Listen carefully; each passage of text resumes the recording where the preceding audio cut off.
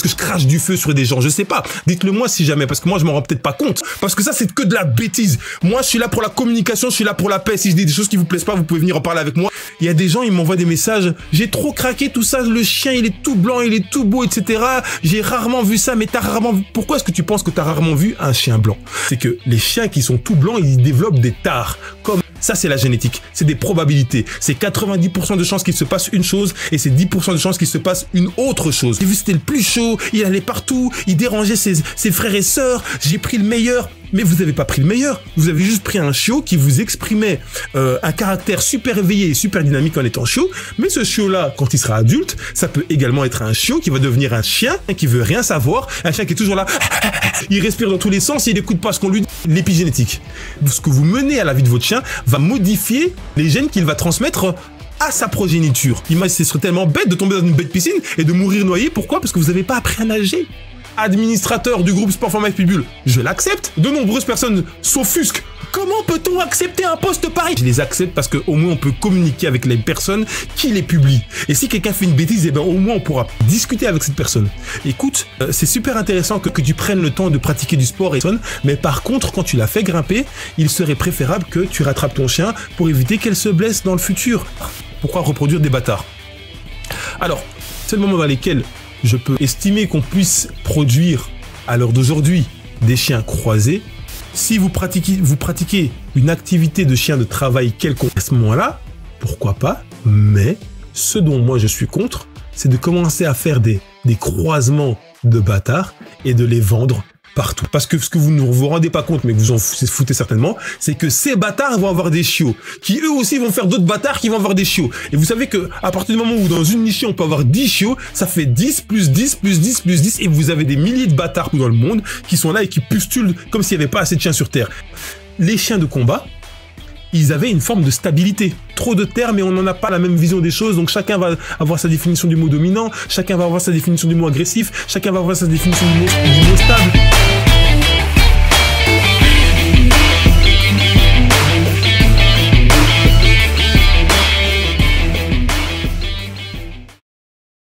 Yo, what's happening here? C'est Junior Big Black Boy. Aujourd'hui, on va aborder des sujets très particuliers. Et ceux qui regardent cette vidéo en direct ou en première sur YouTube, vous pourrez chatter, commenter comme vous le désirez, je vous répondrai. Et ceux qui regarderont en différé sur YouTube, n'hésitez pas à mettre des commentaires ici. Peu importe ce que vous demandez, ce que vous posez comme question ou vos réflexions, je viendrai vous répondre, c'est pas un souci. Sujet numéro 1, les haters. Je sais pas ce qui se passe depuis que j'ai commencé. Il y a beaucoup de gens qui m'aiment pas, beaucoup de gens qui ont la haine. J'ai senti ça dès le départ. Il y a des gens qui cultivent ils sont pas à l'aise que je lance ce que je lance. Pour quelle raison, je sais pas, on dirait que c'est viscéral, c'est à l'intérieur d'eux-mêmes. Ils ont besoin de chercher un moyen de développer un combat contre moi. Est-ce que je clash quelqu'un quand je lance mon actualité pour vous?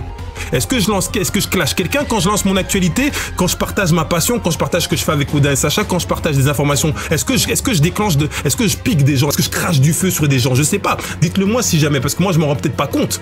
Mais ce que je comprends pas, c'est qu'il y a des gens qui sont pas à l'aise de ce que je fais. Et ça me perturbe. Parce que ces gens-là, en fait, ils ont manifesté des signes de colère depuis un certain moment, tout doucement, via quelques commentaires. Bon, je vois, parfois je vois pas. Et puis, à un moment donné, il y a des jours où ils se disent « Ok, c'est aujourd'hui ». Je pense notamment à un tel, je pense notamment à ceux qui suivent les réseaux sociaux depuis le départ, qui suivent Sport Format Pitbull, le groupe sur Facebook. Ceux qui suivent un petit peu l'actualité, ils verront que oui, effectivement. Et il y a aucun clash Belgique contre la France, hein. Ça n'a rien à voir, hein. J'ai plein d'amis français, c'est pas un problème. Là, le seul domaine dans lequel je n'aime pas la France, c'est dans le football. Mais ne commencez pas à vous déconnecter en mode « Oh non, il aime pas la France dans le football, c'est normal, je suis de Belgique. » Pour le football, mais ce n'est que du sport. Revenons sur les chiens. Il y a des gens qui pensent que « Oh non, comme on est en Belgique, on a la haine contre les Français. » On n'a pas la haine contre les Français. J'adore les Français. J'ai des tas d'amis en France, ben, j'ai aucun souci avec eux. Des tas de contacts, j'ai aucun souci avec eux. Et d'ailleurs, la plus grosse partie de mon public francophone, il se prend pour une star. Pour les personnes qui suivent nos activités dans le milieu francophone, eh ben, ce sont des Français. Il y a même beaucoup moins de Belges que de Français dans le public francophone.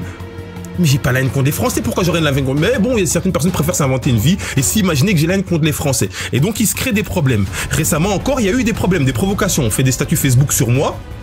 On me bloque, comme ça je peux pas voir, mais bon, comme Facebook, hein, c'est grand et c'est petit en même temps, il y a des personnes qui voient les posts, qui me contactent, oh check, c'est toi qu'on parle ici, bam bam bam bam bam bam. Eh les gars, arrêtez vos bêtises.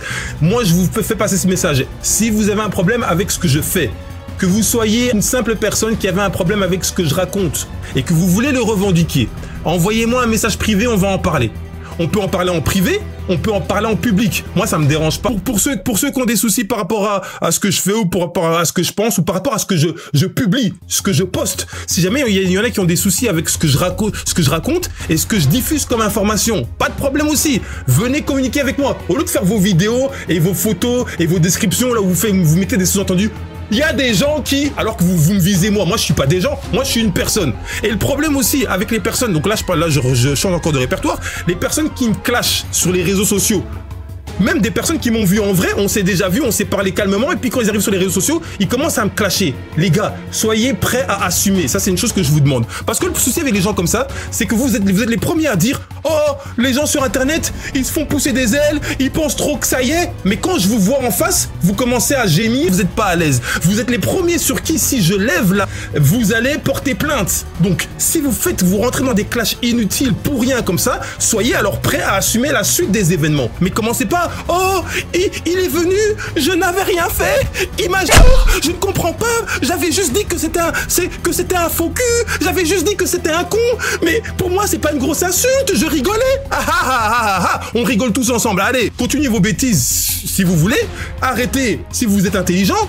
Et voilà, mais assumez vos propos, commencez pas, bam, bam, bam, oh, je vais porter plainte, peut-être, voilà. Bon, moi, je vais pas trop traîner sur ce domaine-là, parce que mon but, au départ, n'était pas de faire un énorme coup de gueule, mais j'assume complètement ce que je viens de dire. Donc, de nouveau, le premier qui a des trucs à dire, des trucs à chipoter, envoyez-moi un message privé, venez parler avec moi directement, commencez pas à faire des sous-entendus dans vos vidéos, dans vos interviews, dans vos posts Facebook, dans vos publications, parce que ça, c'est que de la bêtise. Moi, je suis là pour la communication, je suis là pour la paix. Si je dis des choses qui vous plaisent pas, vous pouvez venir en parler avec moi. Je suis quelqu'un qui est très ouvert à la communication. Je suis quelqu'un qui peut cogner des gens, je suis quelqu'un qui peut briser des corps en 2, en 3 et parfois même en 4. Pour moi, c'est pas un problème, je sais comment me battre. J'ai plus que mes mains si jamais il faut. Il y a pas de souci pour ça. Mais les gars, quand vous commencez à ouvrir vos bouches, s'il vous plaît, assumez après. Soyez pas là en mode bam, vous avez un os brisé. Oh, je vais porter plainte. Le gars, il est venu, il m'a cassé mon bras. J'avais pourtant rien fait. Comment ça, t'avais rien fait? Tu sais très bien ce que t'as fait. Et quand je dis t'as fait, je sais très bien à qui je parle. Donc ceux qui regardent ces vidéos et qui sont concernés, ils sortiront visés. Et ceux qui ont rien à voir, eh ben ils sentiront pas visés. Et voilà. Maintenant, ce qu'on va faire, c'est qu'on va revenir dans le calme. Ça veut dire que je parle avec moi-même, je me parle à moi-même et je vous parle à vous-même. On va revenir dans le calme. On va se calmer parce qu'effectivement, je suis un petit peu emballé, hein. Je suis légèrement emballé, hein. Non, je montre mes dents pour sourire ou mordre un bras, hein, ce que je racontais un petit peu dans quelques lyrics. Mais nous allons évoluer vers le sujet numéro 2, parce qu'avant tout, nous sommes là pour la paix, parce que nous sommes pacifiques, hein. Le gars n'est pas dans un dédoublement de personnalité, dans une schizophrénie ou dans un trouble bipolaire. Il est très très honnête, il est très très sincère avec vous. Nous sommes tous des humains, nous avons des émotions, des sentiments, des pensées. Je vous les exprime au travers de ce micro, je vous le dis sincèrement. On est parti. Maintenant, ce qu'on va faire, c'est qu'on va aborder le domaine de la génétique. La génétique.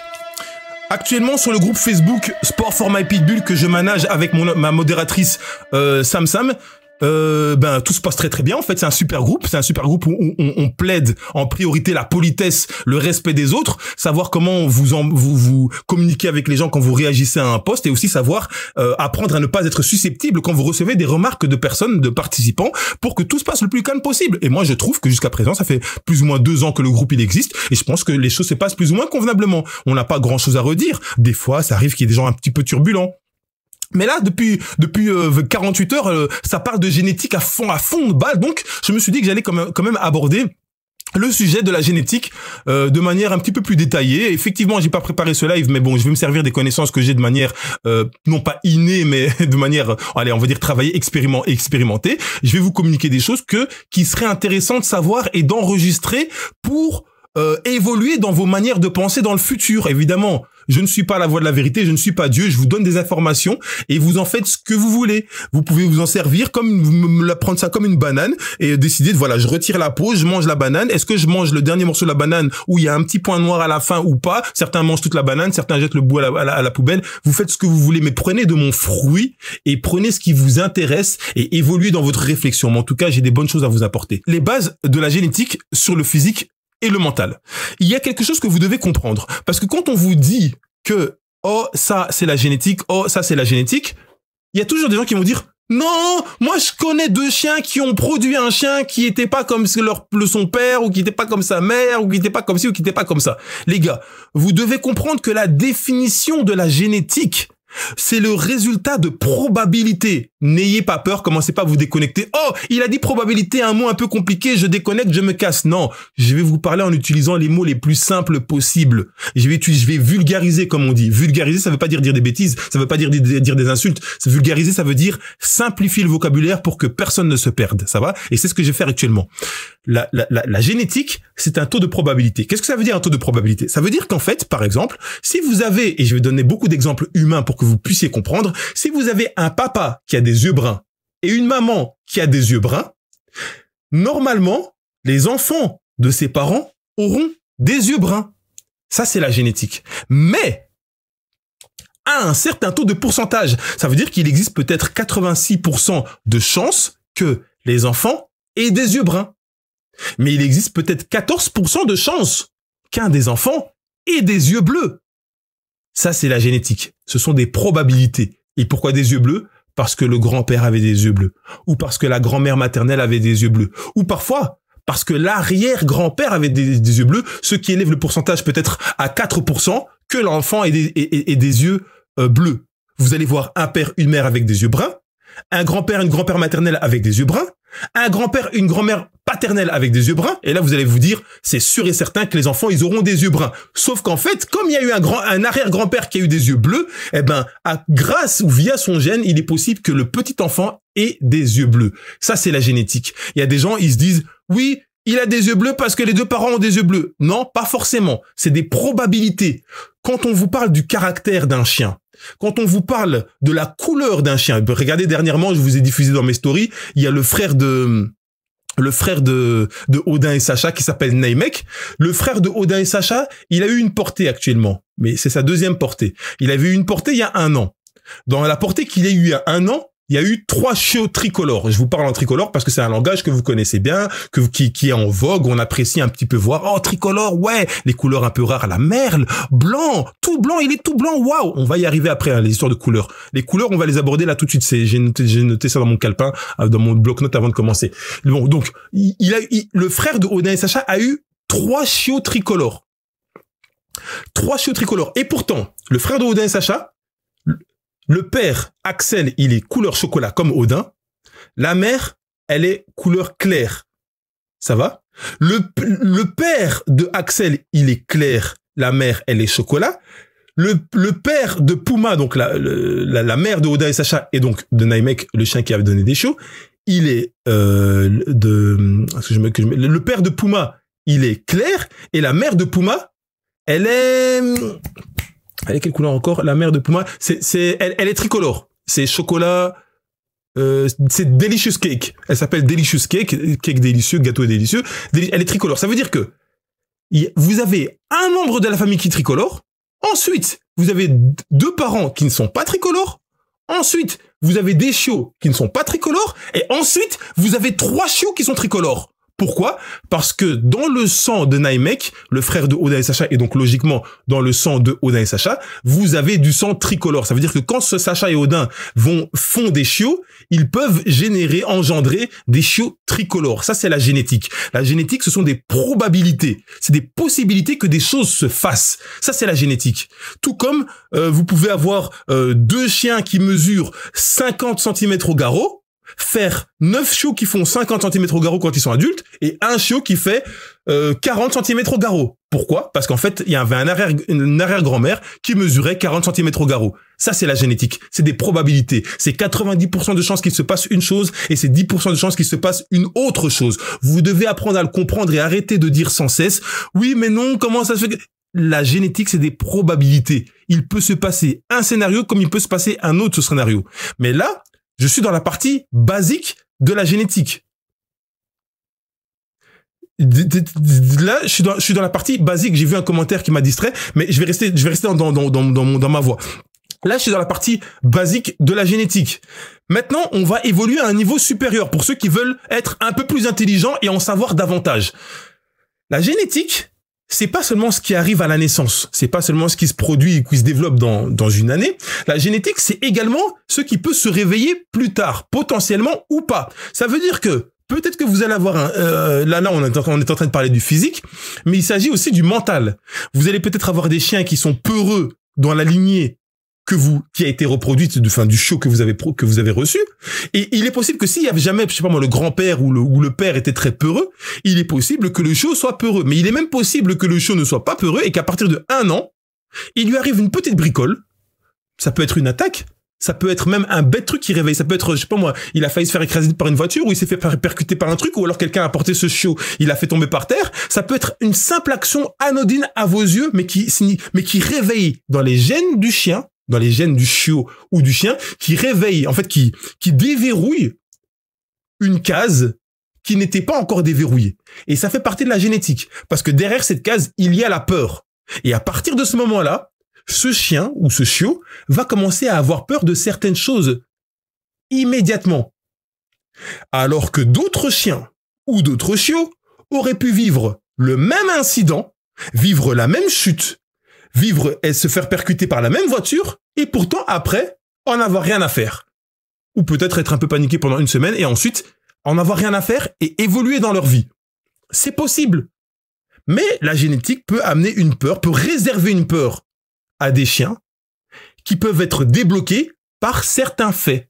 Ça, c'est la génétique. C'est des probabilités à la naissance, mais c'est aussi des probabilités dans les faits, en fonction de ce qui se passe, en fonction de ce que le chiot ou que le chien vit. Eh ben, ça peut réveiller des potentiels génétiques dans divers domaines qui appartiennent au patrimoine génétique, donc aux parents ou aux grands-parents ou aux arrière-grands-parents dans la lignée de sang auquel votre chiot appartient. Ça, c'est la génétique. Ce sont des tas de probabilités. Je répète probabilité parce que trop de gens, ça paraît tellement anormal. Il y en a, ils me disent, oui, mais il y en a, par exemple, j'ai un contact que j'apprécie beaucoup d'ailleurs, hein, donc c'est pas un coup de gueule, genre je me fâche contre lui, qui me dit, mais je comprends pas, moi j'ai mon chien, il a pas de muscles, et pourtant je l'entraîne comme un fou, et j'ai la sœur ou le frère de mon chien qui lui, il s'entraîne même pas et il a plein de muscles. Ça, c'est la génétique aussi. C'est des probabilités. Il y a des chiens qui, sans faire trop de sport, ils sont immédiatement musclés et tracés. Et il y a des chiens, ils peuvent s'entraîner comme ils veulent et ils seront difficilement musclés. Mais ça vous rappelle pas quelque chose? Est-ce que ça vous rappelle quelque chose? Ça, c'est un peu ce qui se passe avec l'être humain. Hein? Comme on aime bien dire, les blacks sont balèzes, les blacks sont balèzes. Il y a des blacks qui sont pas balèzes, il y a des blacks qui sont maigres, il y a des blacks qui cherchent à devenir balèzes, qui n'y arrivent pas. Mais de manière générale, on arrive à voir pas mal de blacks qui sont assez facilement costauds. Certes, beaucoup d'entre vous connaissent peut-être des Renois, hein, des Renois comme moi. Mais bref, des Renois qui vont taper quelques petits pompages, quelques tractions, et qui vont attraper des biceps, des épaules, des trapèzes et compagnie. Là où vous allez manger parfaitement 4 à 6 fois par jour, faire tous vos entraînements que votre coach vous a donné, et vous allez avoir du mal à acquérir des résultats.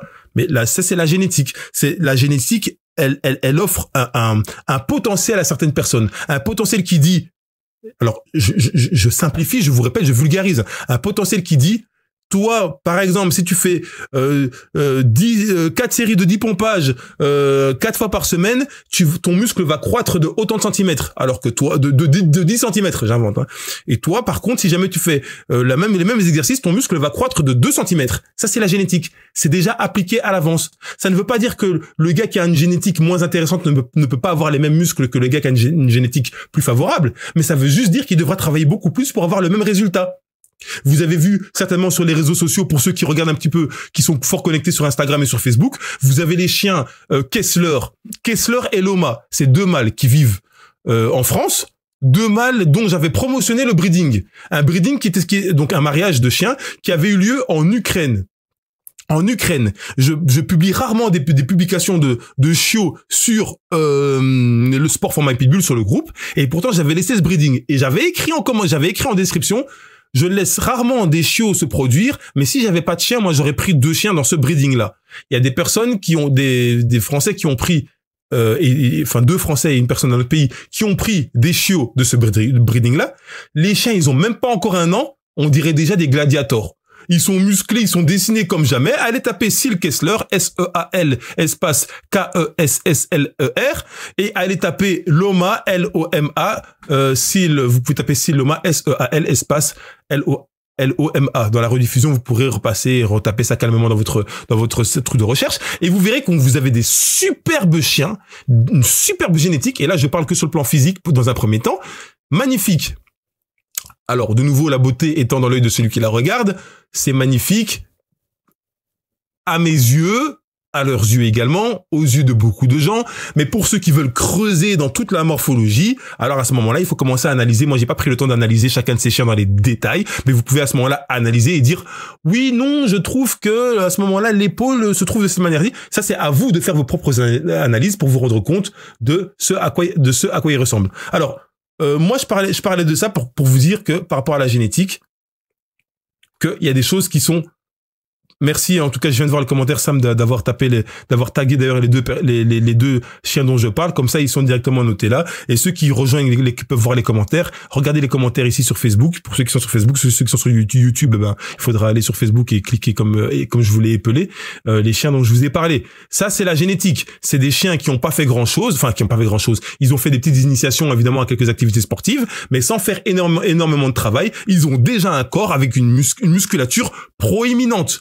Maintenant, sur le plan mental, ce qui est bien, que ces chiens sont déjà ouverts et ils sont très intéressés à plein de sports parce que leur père, Voland, en Ukraine, faisait beaucoup de sport et leur mère, aux États-Unis, importée en Ukraine, faisait beaucoup de sport. Ils avaient des mentales à toute épreuve et à vouloir pratiquer du sport. Ils ont légué ça à leurs chiots et ça a fonctionné. Ça, c'est la génétique. Il est possible que dans toute la nichée, il y ait des chiots qui n'aiment pas le sport, qui soient pas intéressés pour des raisons X, Y, Z. C'est toujours la génétique. Il y a des pourcentages. Ensuite, indépendamment de la génétique, enfin, même pas indépendamment, toujours dans la génétique, ben, vous pouvez être la malheureuse personne qui va prendre le seul chiot qui ne correspond ni aux critères physiques des parents, ni aux critères psychologiques des parents, qui va être un petit peu plus à la ramasse. Mais ça, vous ne pourrez pas spécialement le voir quand vous êtes chiot, parce qu'il y a aussi des spécialistes qui sont là en mode, ouais, moi, je veux le premier chiot qui est sorti de la mer et tout ça. Les gars, il faut arrêter avec ces espèces de légendes. Le premier chiot qui est sorti de la mer, ce sera le plus gros, ce sera le plus musclé, ce sera le meilleur. Ça veut dire quoi, le meilleur? Vous pouvez avoir un chiot qui est sorti en 3e, en 7e, il sera très bon, il sera très beau. Vous pouvez avoir un chiot qui est très calme quand il est petit, il est discret, il se fait pas remarquer. Et pourtant, quand il est grand, c'est un chien qui est calme, mais qui opère convenablement. C'est un chien qui va partir sur commande, qui va être super éveillé, super attentif, mais qui va être très calme quand vous êtes en voiture, quand vous êtes dans les transports en commun, quand vous marchez dans la rue, vous allez avoir un chien qui est très calme. Et quand vous allez lui dire des ordres pour vous l'autoriser à se lancer dans une activité sportive quelconque, il va se lancer avec toute l'envie. Et pourtant, ce chiot, quand il était chaud, il était calme, mais vous l'avez pas regardé en vous disant, non, celui-là, il est trop calme, ça va être un peu heureux. Et vous vous seriez trompé.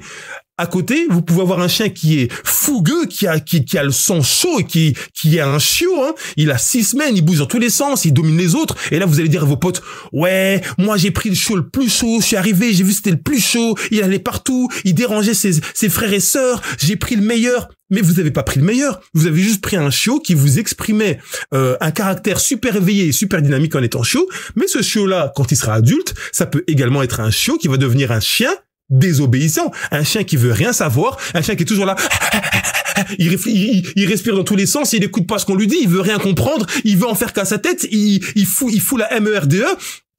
Partout où il est, vous prenez dans le transport en commun, vous prenez dans la voiture, il supporte pas la voiture, il vomit, il s'énerve, il s'excite, il aboie sur une feuille, il fait n'importe quoi. Ça peut être le chiot que vous avez vu si excité quand il était chiot. Donc, arrêtez de penser que c'est juste, genre, le premier chiot, je veux le premier choix, enfin, excusez-moi, le premier chiot, ça n'a rien à voir. Je veux le premier chiot qui est sorti du ventre de la mer, je veux le chiot qui est le plus excité quand il est jeune, je veux le chiot qui ceci, je veux le chiot qui cela.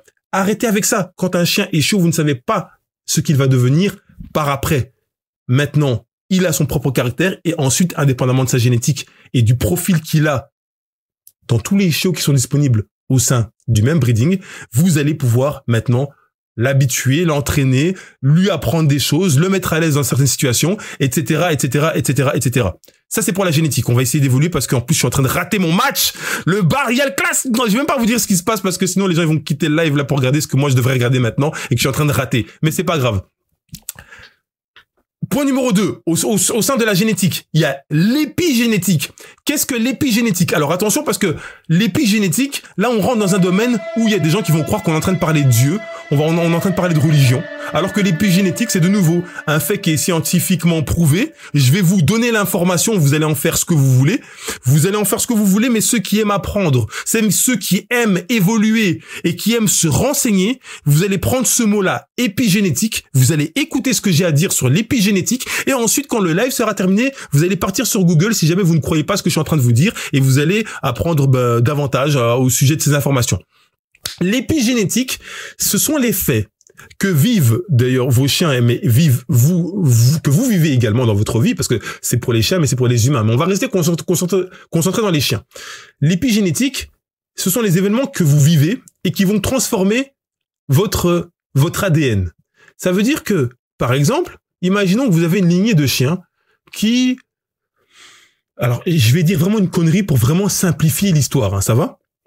Vous avez une lignée de chiens qui avaient l'habitude de vivre à l'intérieur, donc dans la maison, ça va? Ils n'avaient pas du tout l'habitude de vivre à l'extérieur, et d'ailleurs, ces chiens-là, ils sont tellement habitués à vivre à l'intérieur que dès que vous les mettez à l'extérieur, eh bien, ces chiens-là, ils hurlent, ils aboient, ils sont pas à l'aise, et patati et patata.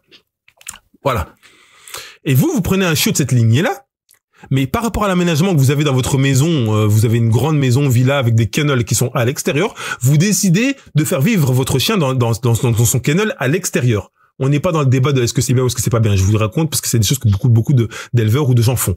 Vous mettez votre chien à l'extérieur.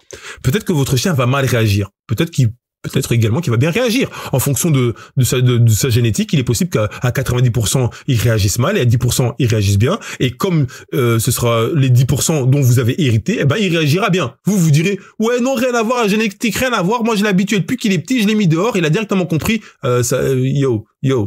C'est pas qu'il a directement compris. C'est que bien sûr les actes que vous menez, les choses que vous faites vont également participer à son habitude, mais sa génétique va jouer également, tout comme sa génétique pourrait participer au fait qu'il accepte de vivre dehors, tout comme sa génétique pourrait participer au fait qu'il n'accepte pas de vivre dehors. Et bien sûr que si vous l'habituez très jeune, ça va également participer au fait qu'il accepte ou pas de vivre dehors. En fait, le fait qu'il accepte de vivre dehors, c'est pas un clash entre ceux qui pensent que c'est la génétique qui fait ça ou ceux qui pensent que c'est le fait de lui apprendre qui fait ça. Le fait qu'il accepte de vivre dehors, c'est le résultat de toute cette équation, de tous ces éléments, et au final, il résulte un résultat, c'est que, il accepte de vivre dehors. Le fait que vous habituez votre chien à un truc auquel sa lignée n'était pas habituée, que vous lui appreniez, ça va transformer son ADN. Maintenant que le chien que vous avez pris, il est habitué à vivre dehors, ça veut dire qu'en fait, si ce chien-là, vous l'a couplé, là où son sang avait peut-être 90% de chances de ne pas apprécier de vivre à l'extérieur, maintenant, comme vous avez habitué votre chien à vivre à l'extérieur, eh ben maintenant, son sang, le sang qu'il va produire et les chiots qu'il va produire, vont avoir 80% de chances de ne pas aimer vivre à l'extérieur. Ça veut dire que de 90%, on va passer à 80%. Ce sont des chiffres fictifs. Tout ce que vous devez retenir, c'est le fait que le chiffre descend. C'est pas le chiffre 90, 80, 89, 88. On n'en est pas là. Moi, je suis pas assez Mais c'est pour vous faire comprendre que ce que vous faites, ce que vous menez à la vie de votre chien va changer, va modifier déjà son comportement personnel, mais va aussi modifier les gènes qu'il va transmettre à sa progéniture. Et ça, il est temps de le comprendre. Et ça fonctionne avec tout ce qui peut lui arriver. Un chien qui se fait attaquer. Un chien qui se fait percuter par une voiture. Un chien qui apprend à faire du dog dancing. Vous savez, les chiens qui apprennent à danser sur le rythme de la musique. Qui apprennent à faire des acrobaties et des différents trucs sur le rythme de la musique, etc. Ben, quand vous apprenez ça à un chien qui n'avait jamais appris ça dans sa lignée, vous confiez des gènes potentiels à sa progéniture. Ça veut pas dire que, oui, c'était le champion de dog dancing, donc ça veut dire que ces chiots vont être oui, sa mère était champion de dog dancing, donc moi j'ai pris un chiot là-bas, il va être champion de... Non! Mais vous optimisez les chances. De la même manière que si vous êtes quelqu'un qui est dans le monde du sport canin, spécialement des sports que nous pratiquons, et que vous voulez avoir un chien qui soit une pépite au niveau du weight pulling, traction de poids, si vous choisissez un breeding, un mariage où le père pratiquait du weight pulling et la mère pratiquait du weight pulling, vous optimisez les chances que le chiot ait une facilité innée d'apprendre à avoir une belle technique de traction de poids et un mental à toute épreuve, peu importe le poids qu'il y a derrière, et une envie de pratiquer la discipline. Mais toujours, c'est avec des pourcentages. Même si vous avez 2 champions qui font des chiots, vous aurez peut-être 95% ou alors même peut-être 75%, j'en sais rien, moi je vous ai dit, c'est pas moi qui fais les chiffres, 75% de chances que le chiot ait une technique innée ou une envie innée de vouloir faire la discipline, mais il reste 15%, 25%, 35% qu'il est pas ça en lui. Et là, vous devrez, entre guillemets, lui apprendre, vous battre. Je dis vous battre, mais je pars du principe qu'il y a beaucoup de gens et qu'il y a un grand public qui pourrait suivre cette vidéo. Et vous battre, ça veut pas dire, ouais, il faut pas forcer le chien s'il le veut pas, etc. Ça n'a rien à voir. Et je vais répéter un truc que j'avais déjà dit dans des anciens lives. Quand vous avez découvert l'eau, la piscine, vous saviez pas nager. Vous aviez peur. Pourtant, vos parents ou vos profs à l'école, etc., ils vous ont appris à nager. S'ils avaient dû s'arrêter au fait, oh non, l'enfant, il veut pas, il faut respecter l'enfant, on va pas le mettre dans la piscine s'il a pas envie, hein. Mais non. Vous avez de la bienveillance. Vous savez qu'apprendre à nager, c'est quelque chose qui est bon pour la vie. Donc, si vous lui apprenez à nager malgré qu'il a peur, vous allez lui expliquer. Vous allez lui apprendre à avoir confiance en lui. Vous allez lui apprendre à avoir un mental, à comprendre que c'est pas mal, que ça fait pas peur, etc. Et là, il va apprendre à nager tout doucement. Et quand il va apprendre à nager, ça va être quelque chose de très intéressant parce que ça va développer des compétences en lui. Ça va lui permettre déjà d'éviter de se noyer si jamais un jour il tombe dans un précipice et que c'est rempli d'eau, dans une mare, dans un lac, dans un océan, dans une piscine, tout simplement, dans un jardin. Ce serait tellement bête de tomber dans une bête piscine et de mourir noyé. Pourquoi? Parce que vous n'avez pas appris à nager. Parce que vous aviez peur quand vous étiez petit, qu'il y a quelqu'un qui s'est dit non, il faut pas forcer l'enfant. S'il veut pas apprendre à nager, il faut pas le... Mais non, mais ce sont des compétences que vous développez envers un enfant. Donc il apprend à nager, c'est super. De la même manière qu'il y a des gens qui ont peur de la voiture. Mais pourtant, si vous apprenez à quelqu'un à conduire en voiture, eh ben, il va apprendre à conduire en voiture. Il aura la capacité de pouvoir conduire en voiture et ça l'aidera à se déplacer à gauche et à droite. Et même s'il prend jamais de voiture, même s'il achète jamais de voiture, le jour où il se trouve dans une situation où, je sais pas moi, il est à la maison avec sa conjointe, lui, il a pas le permis, il sait pas conduire, sa conjointe, elle sait conduire, elle a un problème où elle est enceinte, elle doit accoucher ou un truc comme ça, il doit l'amener à l'hôpital, eh ben, il doit l'amener à l'hôpital, mais il sait pas comment on conduit. Ah ben ouais. Et il est dans la merde. Il est dans la merde parce que, par contre, s'il avait appris à conduire, eh ben, il prend sa femme, il l'amène en voiture et il la conduit. Apprendre à conduire, ça sert à quelque chose. Ça peut servir dans tous les trucs de la vie. Un chien qui apprend à faire quelconque discipline sportive, même si au départ, il craint ou il ne comprend pas ou il a peur, le fait de lui apprendre, ça va le permettre de savoir comment on fait. Une fois qu'il saura comment on fait, il vous aura montré qu'il a compris, alors seulement après, vous pourrez juger de si je continue avec lui ou pas dans cette discipline. Mais au moins, vous aurez vu que vous pourrez utiliser cette discipline pour pouvoir le développer physiquement, renforcer son organisme, avoir une activité, une des variétés d'activités sportives que vous pourrez pratiquer avec lui, etc., etc., etc. Il y a des tas de raisons de faire du sport avec les chiens, des disciplines sportives avec les chiens, mais là n'est pas le sujet de ce soir. Donc, je vais rester sur la génétique. Et là, je peux vous parler de l'épigénétique et de l'influence de tout ce que vous faites au quotidien avec votre chien sur votre chien. Alors, on va évoluer maintenant avec le fait de les chiens de couleur blanche, les chiens de couleur bleue et les chiens de couleur merle. Faire des mauvais chiens pour le pognon, de l'exclusivité, c'est bien là le rôle de beaucoup d'éleveurs ou parfois même de particuliers. Il y a des gens, ils m'envoient des messages, j'ai trop craqué tout ça, le chien il est tout blanc, il est tout beau, etc. J'ai rarement vu ça, mais t'as rarement vu... Pourquoi est-ce que tu penses que t'as rarement vu un chien blanc? Vous devez avoir à l'esprit que les pitbulls et les staffs spécialement, alors je ne m'y connais pas en dog argentin. Je sais que les dogs argentins sont très souvent tout blancs. J'ai pas fait la recherche, donc je vais pas parler des dogs argentins. Je vais même pas parler des autres races. Je vais rester sur les pits, les staffs, les staffies à la limite également. Pourquoi est-ce que vous pensez que il y a si rarement des chiens tout blancs chez les pits, les staffs et les staffies? Pourquoi? Est-ce que vous pensez que c'est parce pourquoi? Moi, je vous pose la question. Là, tu sais quoi? J'ai même pas, en fait, comme j'avais pas prévu ce live, je vous avoue que normalement, on est censé interagir. Mais j'ai pas trop... Les gars... J'ai peur de l'eau, des profondeurs, lol, j'ai fait une crise. Bah écoutez, non, je vais rester concentré sur ce que je suis en train de faire. Commentez.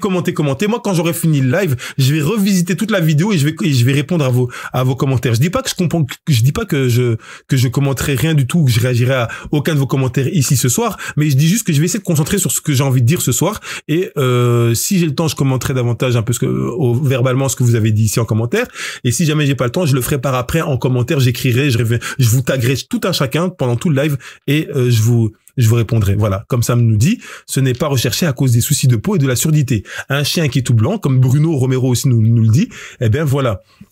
c'est que les chiens qui sont tout blancs, ils développent des tares, comme notamment la surdité, le fait de ne pas entendre, des problèmes de peau. J'ai plusieurs personnes, je vais pas dire énormément, mais j'ai plusieurs personnes qui ont des chiens qui sont tout blancs et qui doivent traiter leurs chiens avec des médicaments régulièrement, ou des chiens qui ne peuvent pas nager parce que ils ont des allergies qui font que s'ils vont dans l'eau, eh ben ils développent des allergies très compliquées et nocives. S'ils mangent telle chose, ça va pas. S'ils font telle chose, ça va pas. Et ça, c'est juste parce qu'ils sont tout blancs. Vous imaginez? Qui aurait cru qu'un jour être tout blanc serait préjudiciable? sans vilain jeu de mots, ça va?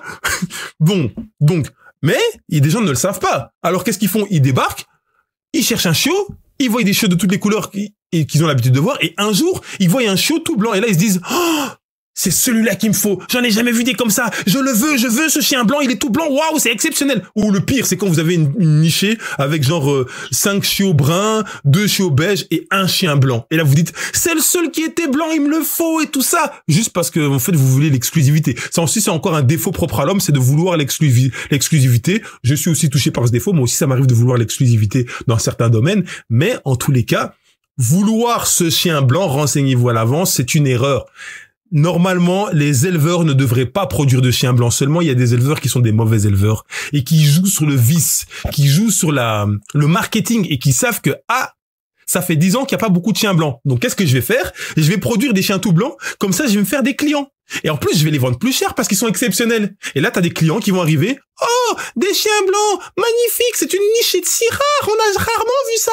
Et là, ils vont aller mettre du cash à gogo pour acheter ce chien blanc qui est si exceptionnel, alors qu'en fait, ce chien blanc, il va vous amener plein de problèmes. Est-ce que c'est ça? Est-ce que c'est des problèmes que vous voyez? Vous voyez juste un petit chiot qui est beau, qui est mignon, etc. Mais c'est un problème de prendre un chiot pareil. C'est un problème. C'est un problème. Et je vous répète, je ne parle pas des dogs argentins ou même des bulldogs américains d'ailleurs. Ça, moi, je suis pas un spécialiste des dogs argentins ou des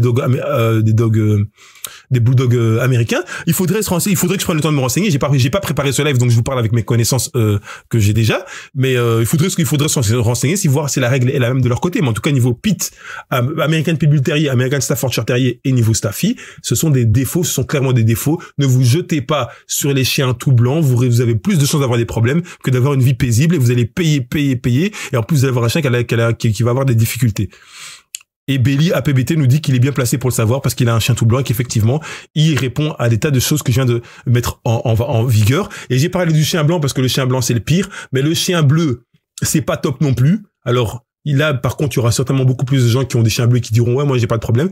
Les chiens bleus, ils ont souvent des problèmes de peau. Ça, c'est aussi très connu. Il faut normalement éviter. Normalement, dans les Américains, il y a des pitbulls qui sont bleus, mais c'est rare. Et justement parce que dans la sélection, un bon éleveur va éviter de produire du chien bleu. Dans les American Staffordshire, normalement, si on suit la description théorique des critères du standard de l'American Staffordshire, le bleu n'est pas censé y être. Pour une raison que je ne connais pas, les Amstaff bleus sont quand même tolérés, sélectionnés. Je sais pas. En tout cas, ça marche bien. C'est beau. De nouveau, c'est un peu plus rare. Donc, les gens, ils kiffent trop. Waouh. Ce bleu gris. Waouh. Mais c'est beaucoup de problèmes de peau également qu'il faut connaître, à l'avance. Et les merles, alors les merles, on va même pas trop débattre dessus. Les merles, c'est une aberration, mais de nouveau, c'est super rare, donc ça fonctionne. Donc évidemment, t'as des éleveurs qui vont jouer sur le fait de faire des merles et de les vendre. Ça va faire du pognon, ça va faire rentrer du cash, etc. Moi, j'ai déjà vu des merles que j'ai trouvé jolis, hein, parce que je les ai regardés avec des yeux de gens qui s'y connaissent pas, etc. Mais quand tu sais de quoi ça résulte, ben t'évites de kiffer ça. À ce moment-là, tu fais d'autres liaisons, d'autres correspondances, tu te dis, du merle, je passe mon tour. Mais bon, tant qu'il y aura des gens qui seront là pour acheter et pour dire, waouh, trop rare, j'ai trouvé un chien, il est merle, j'ai trouvé un chien, il est tout blanc, il a qu'une petite tache de noir ou de truc, c'est exceptionnel, je le prends. Eh ben, forcément, il y aura toujours des éleveurs qui seront là pour les vendre. Donc, à vous de voir. Donc là, toujours dans les domaines de la génétique, je vous ai parlé des éleveurs qui font dans l'exclusivité, dans les chiens rares pour vendre beaucoup plus cher et faire du pognon. Eh ben, ça, vous êtes prévenus. Après, à vous de faire vos propres choix. Ensuite, les seules raisons pour lesquelles reproduire des bâtards. Les bâtards. On a eu le sujet ici sur le groupe Sport for My Pitbull. sur le groupe Sport for My Pitbull, on a parlé du fait, ouais, mais non, il y a une fille qui a publié un post en mode, oui, je voudrais savoir si je peux pratiquer du sport avec ma chienne qui est moitié ceci, moitié cela, en sachant que je compte la reproduire plus tard. Un commentaire auquel j'ai répondu que le fait de faire du sport ne pose pas de problème pour pouvoir avoir des chiots plus tard, mais par contre, le fait de reproduire un chien croisé, c'est un autre sujet. J'ai pas voulu trop approfondir pour pas trop l'agresser parce que nous sommes dans le groupe Sport for My Pitbull et que, comme je vous le dis, moi, j'aime que les gens ne se sentent pas frustrés quand ils viennent publier des choses ici. Ça veut pas dire qu'il faut pas leur dire la vérité. C'est pas ça que je dis. Ce que je dis, c'est que je suis quelqu'un de, je pense, naturellement bienveillant et que j'apprécie déjà que une personne fasse l'effort de poser une question, voire de publier une vidéo dans laquelle elle se trompe. Une vidéo où un chien fait quelque chose de pas correct ou une question qui paraît stupide, mais qu'elle la pose et qu'elle la publie. C'est très intéressant. Il n'y a pas de questions bêtes, il y a que des réponses, bref. Donc, la personne poste son post. Moi, administrateur du groupe Sport for My Pitbull, je l'accepte. De nombreuses personnes s'offusquent. Comment peut-on accepter un post pareil? Puis je voulais pas rentrer dans ce sujet, mais tant qu'on y est, on y va. Comment peut-on accepter un post pareil? Ce genre de post ne devrait rien avoir à faire dans ce groupe. C'est pas bien, le chien saute et on l'a même pas rattrapé. Et patati et patata, c'est fou la vie chez Multoche. Je vous parle d'un générique que les moins de 20 ans ne peuvent pas connaître. De nouveau, les gars, on est là pour apprendre. Dans la vie, tout le monde fera des erreurs, tout le monde fera des bêtises, tout le monde fera des choses, tout le monde se cassera la gueule. Moi, je laisse les posts entre guillemets erronés se publier, je les accepte parce que au moins on peut communiquer avec les personnes qui les publient. Et si quelqu'un fait une bêtise, eh ben au moins on pourra laisser le post se faire publier et discuter avec cette personne. Écoute, je suis super c'est super intéressant que ton chien soit motivé à grimper dans un arbre et tout ça, c'est génial. Et c'est bien que tu prennes le temps de pratiquer du sport et des activités avec cette personne. Mais par contre, quand tu l'as fait grimper, il serait préférable que tu rattrapes ton chien pour éviter qu'elle se blesse dans le futur. Parce qu'elle va se réceptionner à plusieurs reprises sans avoir aucun problème. Même malheureusement, peut-être à cause de son poids, peut-être parce qu'elle n'a pas une génétique suffisamment solide ou pour X, Y, Z raison, ou tout simplement parce que le fait de grimper très haut et d'atterrir très bas, eh ben, ça peut faire de la casse. Eh ben, ton chien va se blesser ou se rompre les ligaments, ou se déchirer les muscles ou des trucs comme ça. Donc, au moins, on en discute et la personne, elle va apprendre de cette information et elle va en ressortir plus cultivée. Elle va en ressortir plus instruite. Et là, elle pourra toute sa vie penser, un jour, j'ai été sur le groupe Sport for My Pitbull, j'ai publié une vidéo, elle paraissait aberrante, il y a des gens qui m'ont expliqué que je devais faire ci et pas ça parce que ceci, cela. Et ça s'est bien passé. Et personne n'est frustré. On a réagi proprement et gentiment et calmement. La personne, elle a appris quelque chose et le monde évolue. Et voilà. Mais t'as toujours des gens qui vont dire, ouais, continuez comme ça, votre chien va mourir. Ouais, arrêtez d'être méchant avec les gens. Même si vous avez cumulé de la haine parce que vous avez participé à des débats sur des tas d'autres groupes qui vous ont foutu la haine et vous vous dites, oh, encore une 11e personne qui fait n'importe quoi et vous débarquez comme ça et vous commencez à vous fâcher sur elle. Non, il faut éviter de penser comme ça parce que c'est la personne qui fait ce post, ce n'est pas la même personne qui a fait des posts dans le passé, etc., etc., etc. Moi, ce groupe, je l'ai fait pour qu'on évolue. Déjà, je l'ai fait pour qu'on puisse partager des choses ensemble sans être jugé pour les sports qu'on pratique parce que vous savez que nos sports sont très controversés dans les autres groupes, voire dans la société. Donc au moins dans notre groupe Sport for My Pitbull, je dis Sport for My Pitbull, mais vous savez que vous pouvez mettre plusieurs chiens de travail, plusieurs races de travail. Tant que votre chien aime faire du sport ou les activités sportives ou que vous tentiez de lui apprendre ou de lui faire apprécier des choses, eh ben vous êtes le bienvenu sur ce groupe-là. Et vous êtes aussi le bienvenu pour apprendre et pour poser des questions et obtenir des réponses sans être jugé à tort. Ça c'est moi en fait. Ça, et c'est pour ça que je souhaite que le groupe il ait un maximum de l'identité que je souhaite répandre au sein de cette communauté. Voilà. Alors, je vais pas trop m'éterniser là-dessus. La question était les seules raisons pourquoi faire des bâtards, pourquoi reproduire des bâtards.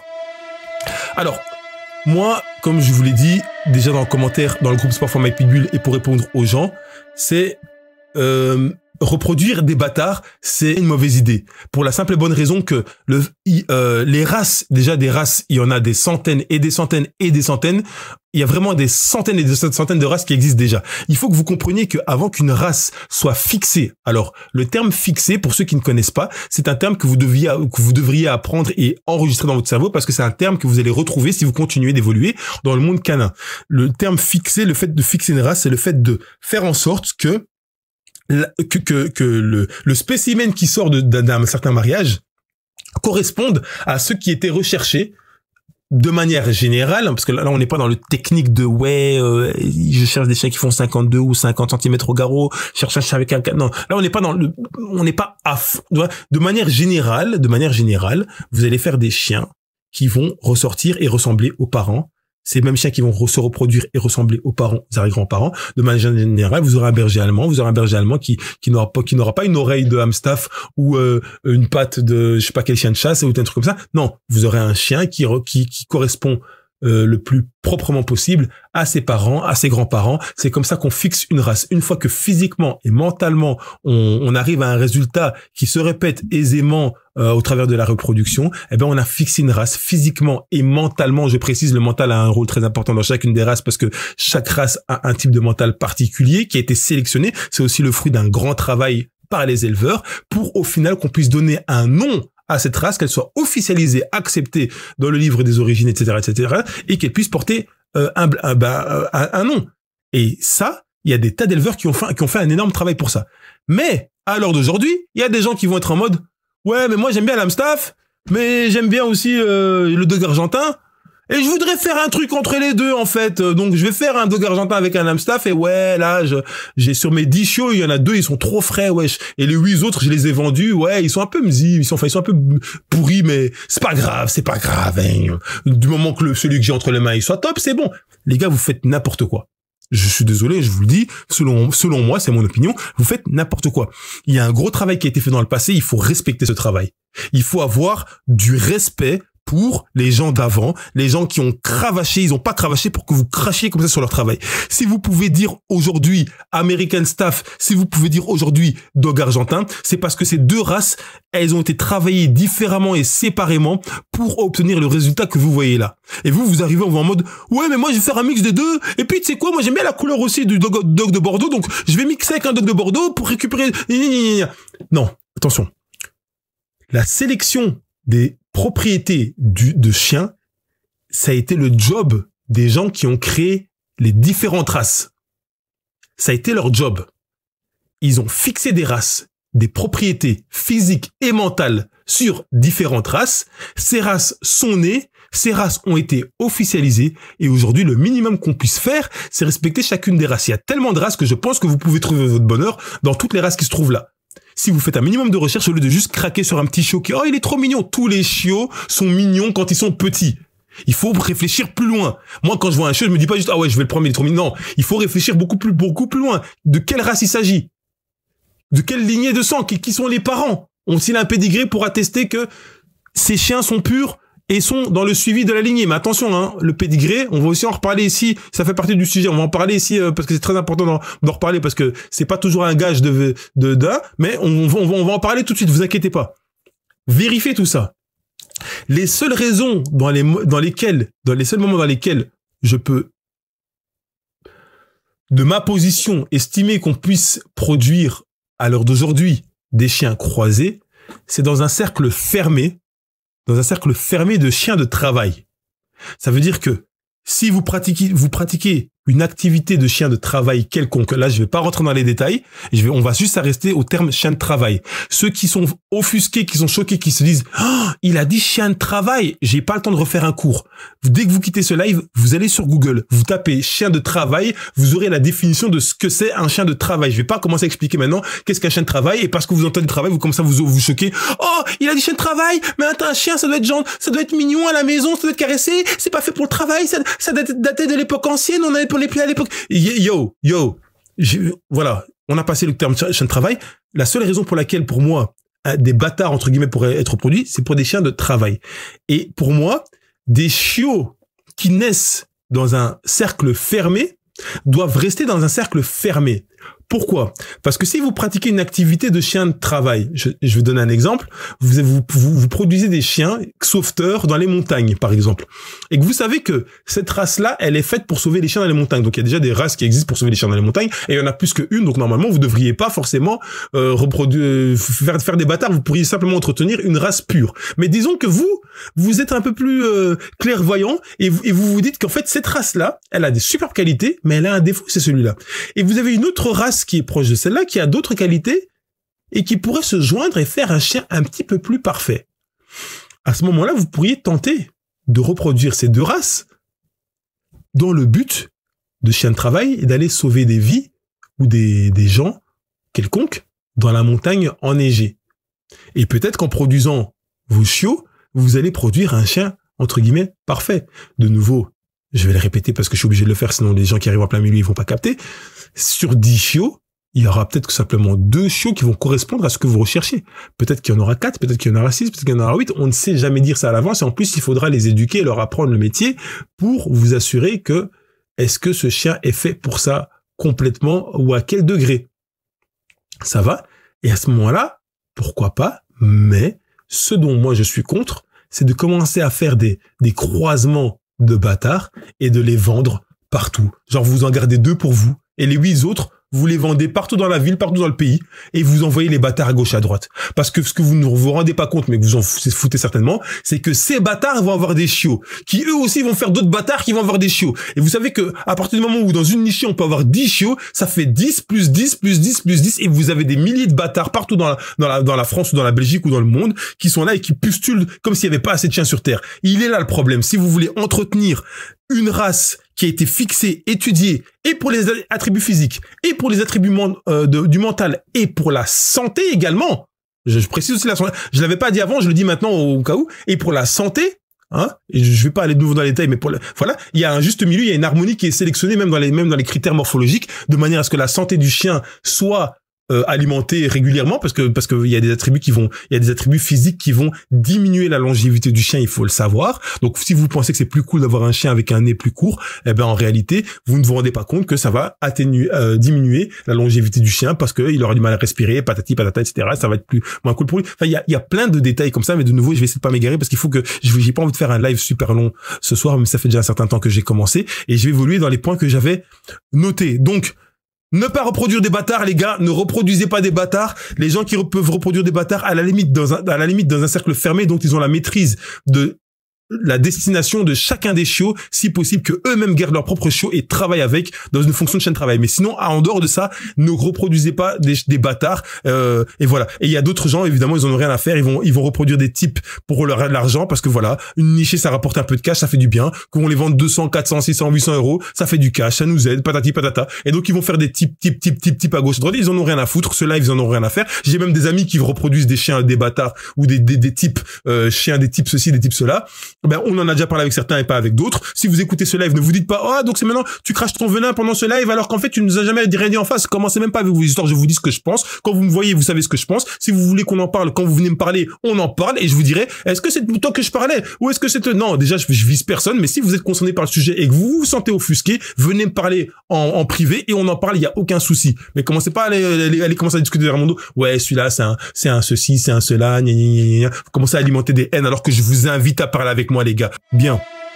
Ensuite, on évolue avec mais qui doit gérer la sûreté de la race et qui le fait mal? Eh ben, normalement, c'est le rôle des éleveurs. C'est le rôle des éleveurs parce que ce sont les éleveurs qui, normalement, ont ils peuvent avoir la prétention je sais pas si Pitatou Guillaume, je sais pas si tu parles à moi quand tu dis et tu tolères ça. Je sais pas si tu parles à moi, mais je sais pas si tu parles à moi, mais parce que comme je dis, je regarde pas trop les commentaires, je répondrai pendant la rediff, mais Ophélie à l'an 20, d'où l'importance des tests de santé effectués sur les futurs reproducteurs. Les tests de santé vont t'aider, mais ils vont pas aider à tout. Les tests de santé, ils vont juste prévenir de certains tares ou certains trucs, mais même, il y a plein d'autres choses qui passent indépendamment des tests de santé qui peuvent pas. C'est au petit bonheur la chance. D'ailleurs, quand vous prenez un chiot à quelqu'un et que votre chiot a des problèmes génétiques, n'allez pas commencer à accuser l'éleveur directement. N'allez pas commencer à dire, ouais, il m'a vendu un chiot comme ça, oh, il m'a arnaqué, etc. Non, c'est pas forcément. Quand vous prenez un chiot, vous devez savoir que Dame Nature, elle fait aussi partie du calcul. Et peut-être que malheureusement pour vous, vous allez vous prendre un chiot qui va avoir une dysplasie, ou malheureusement pour vous, vous allez prendre un chiot qui va avoir un problème génétique, ou un truc dans le crâne, ou un truc ceci. Ça veut pas dire que l'éleveur qui vous a vendu est un mauvais éleveur ou un mauvais breeder. Ça veut juste dire aussi que vous êtes tombé sur une sélection où malheureusement dans cette sélection votre chiot ne se porte pas bien sur ce point-là. Alors qu'il y a d'autres chiots, tous les frères et sœurs, eux vont bien se porter. C'est chacun sa chance aussi. Il faut savoir éviter de pourrir de pourrir ceux qui font les mariages, juste parce que vous avez eu le malheur de tomber sur un mauvais spécimen, hein, je vais dire ça comme ça. Il faut savoir accepter la part de risque en prenant un chiot d'une lignée quelconque. Ça aussi, il faut savoir être intelligent et être lucide quand on analyse ce genre de situation. Ok, bon. Donc j'ai parlé des bâtards.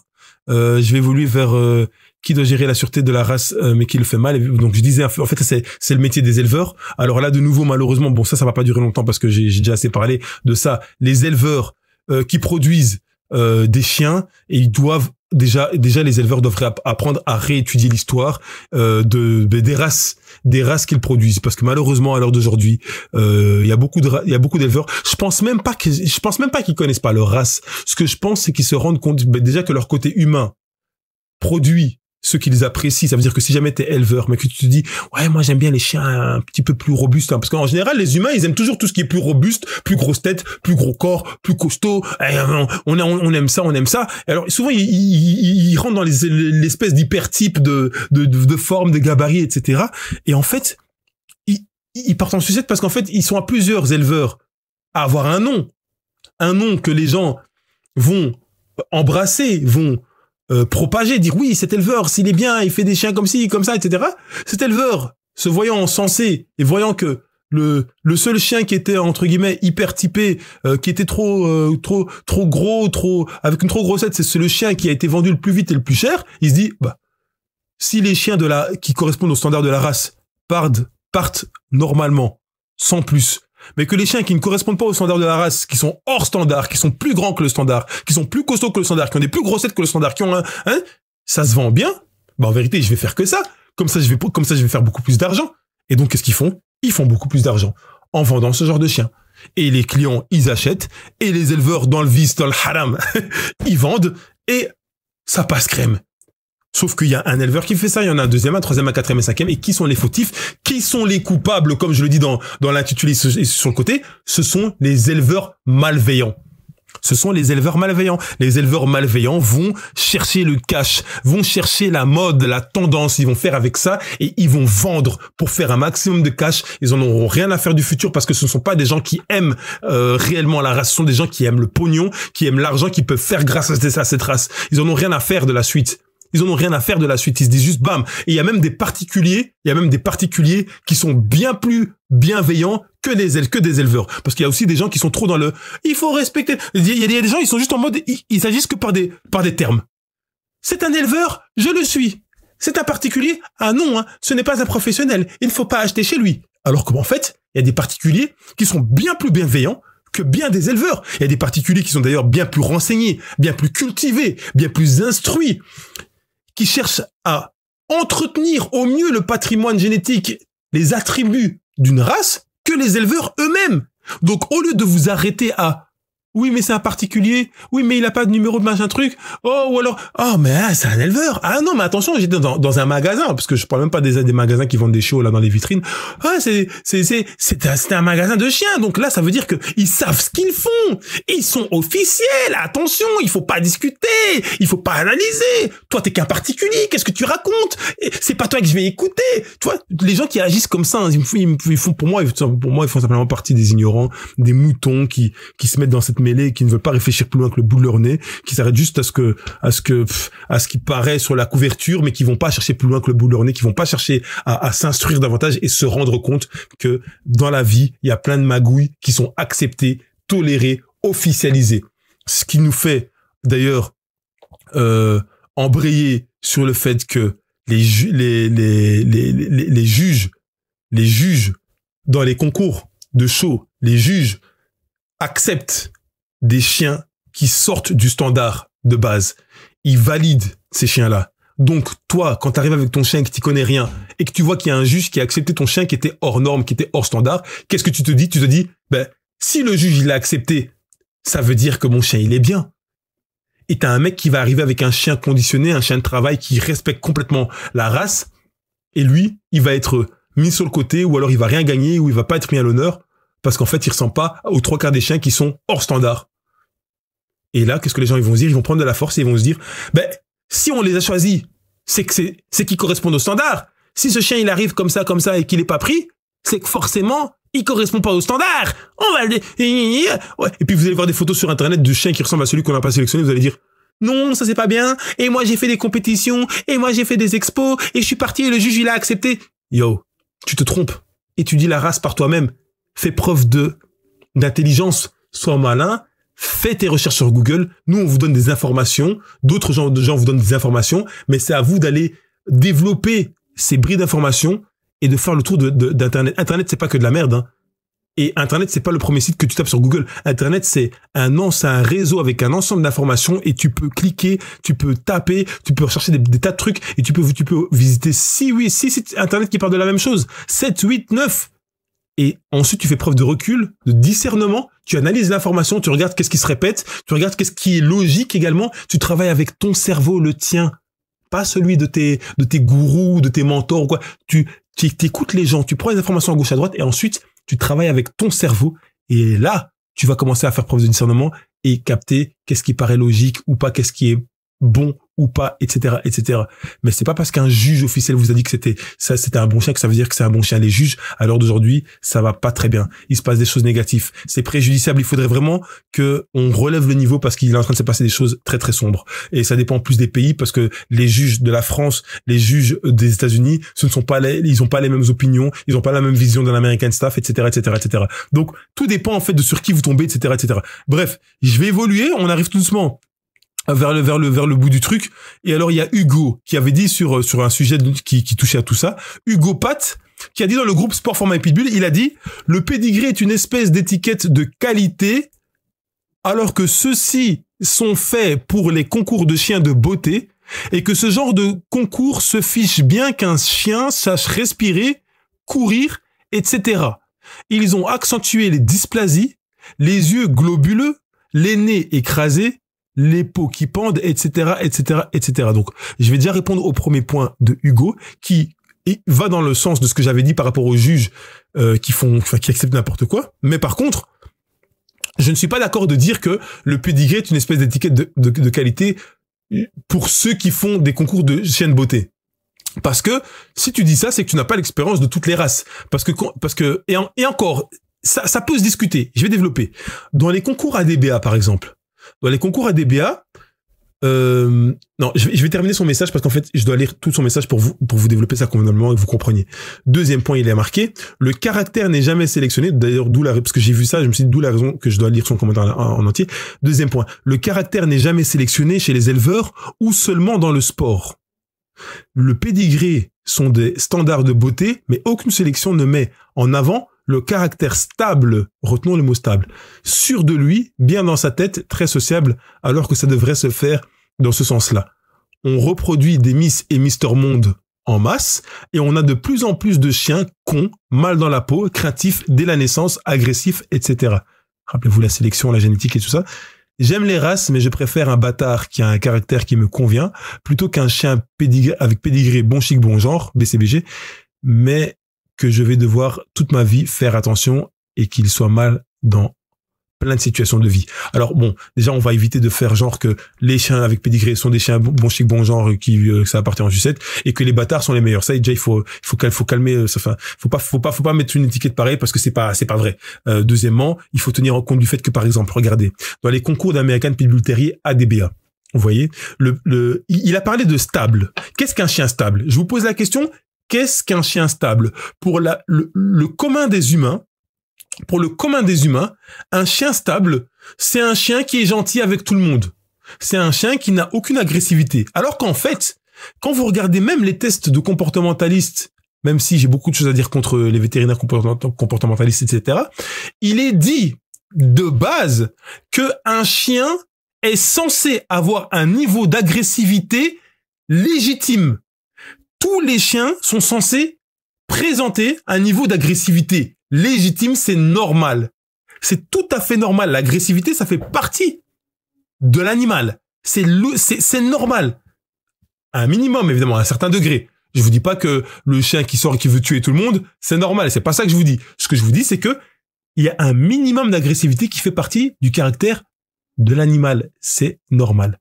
Alors, Maintenant, ce qui va être intéressant, la question que personne ne se pose et la question à laquelle personne n'a de réponse concrète jusqu'à présent, et si quelqu'un a une réponse intéressante qui veut développer le sujet avec moi, ben on pourrait le faire autant en privé qu'en live. De nouveau, je vous invite, si vous voulez communiquer avec moi, venez, je suis un homme de communication. Si vous voulez qu'on parle, qu'on se fasse un truc, que vous soyez un influenceur, un youtubeur, ou que vous soyez quelqu'un de lambda, vous venez me parler, tout le monde peut me parler, je suis quelqu'un de cool, normal, je vais vous recevoir, on discute, et alors on s'arrange pour comment est-ce qu'on va parler du sujet, mais l'agressivité fait partie de l'animal, mais seulement à partir de quel moment est-ce qu'on estime qu'un chien est trop agressif pour faire partie de la société?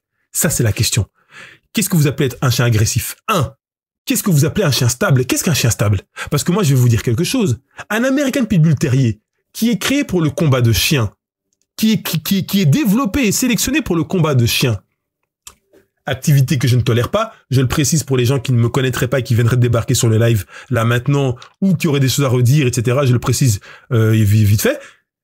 Je ne tolère pas les combats de chiens, même si j'ai conscience que les pitbulls que nous pouvons potentiellement avoir, vous et moi, sont issus de lignées sélectionnées pour le combat. Qu'est-ce que j'allais dire moi, l'agressivité.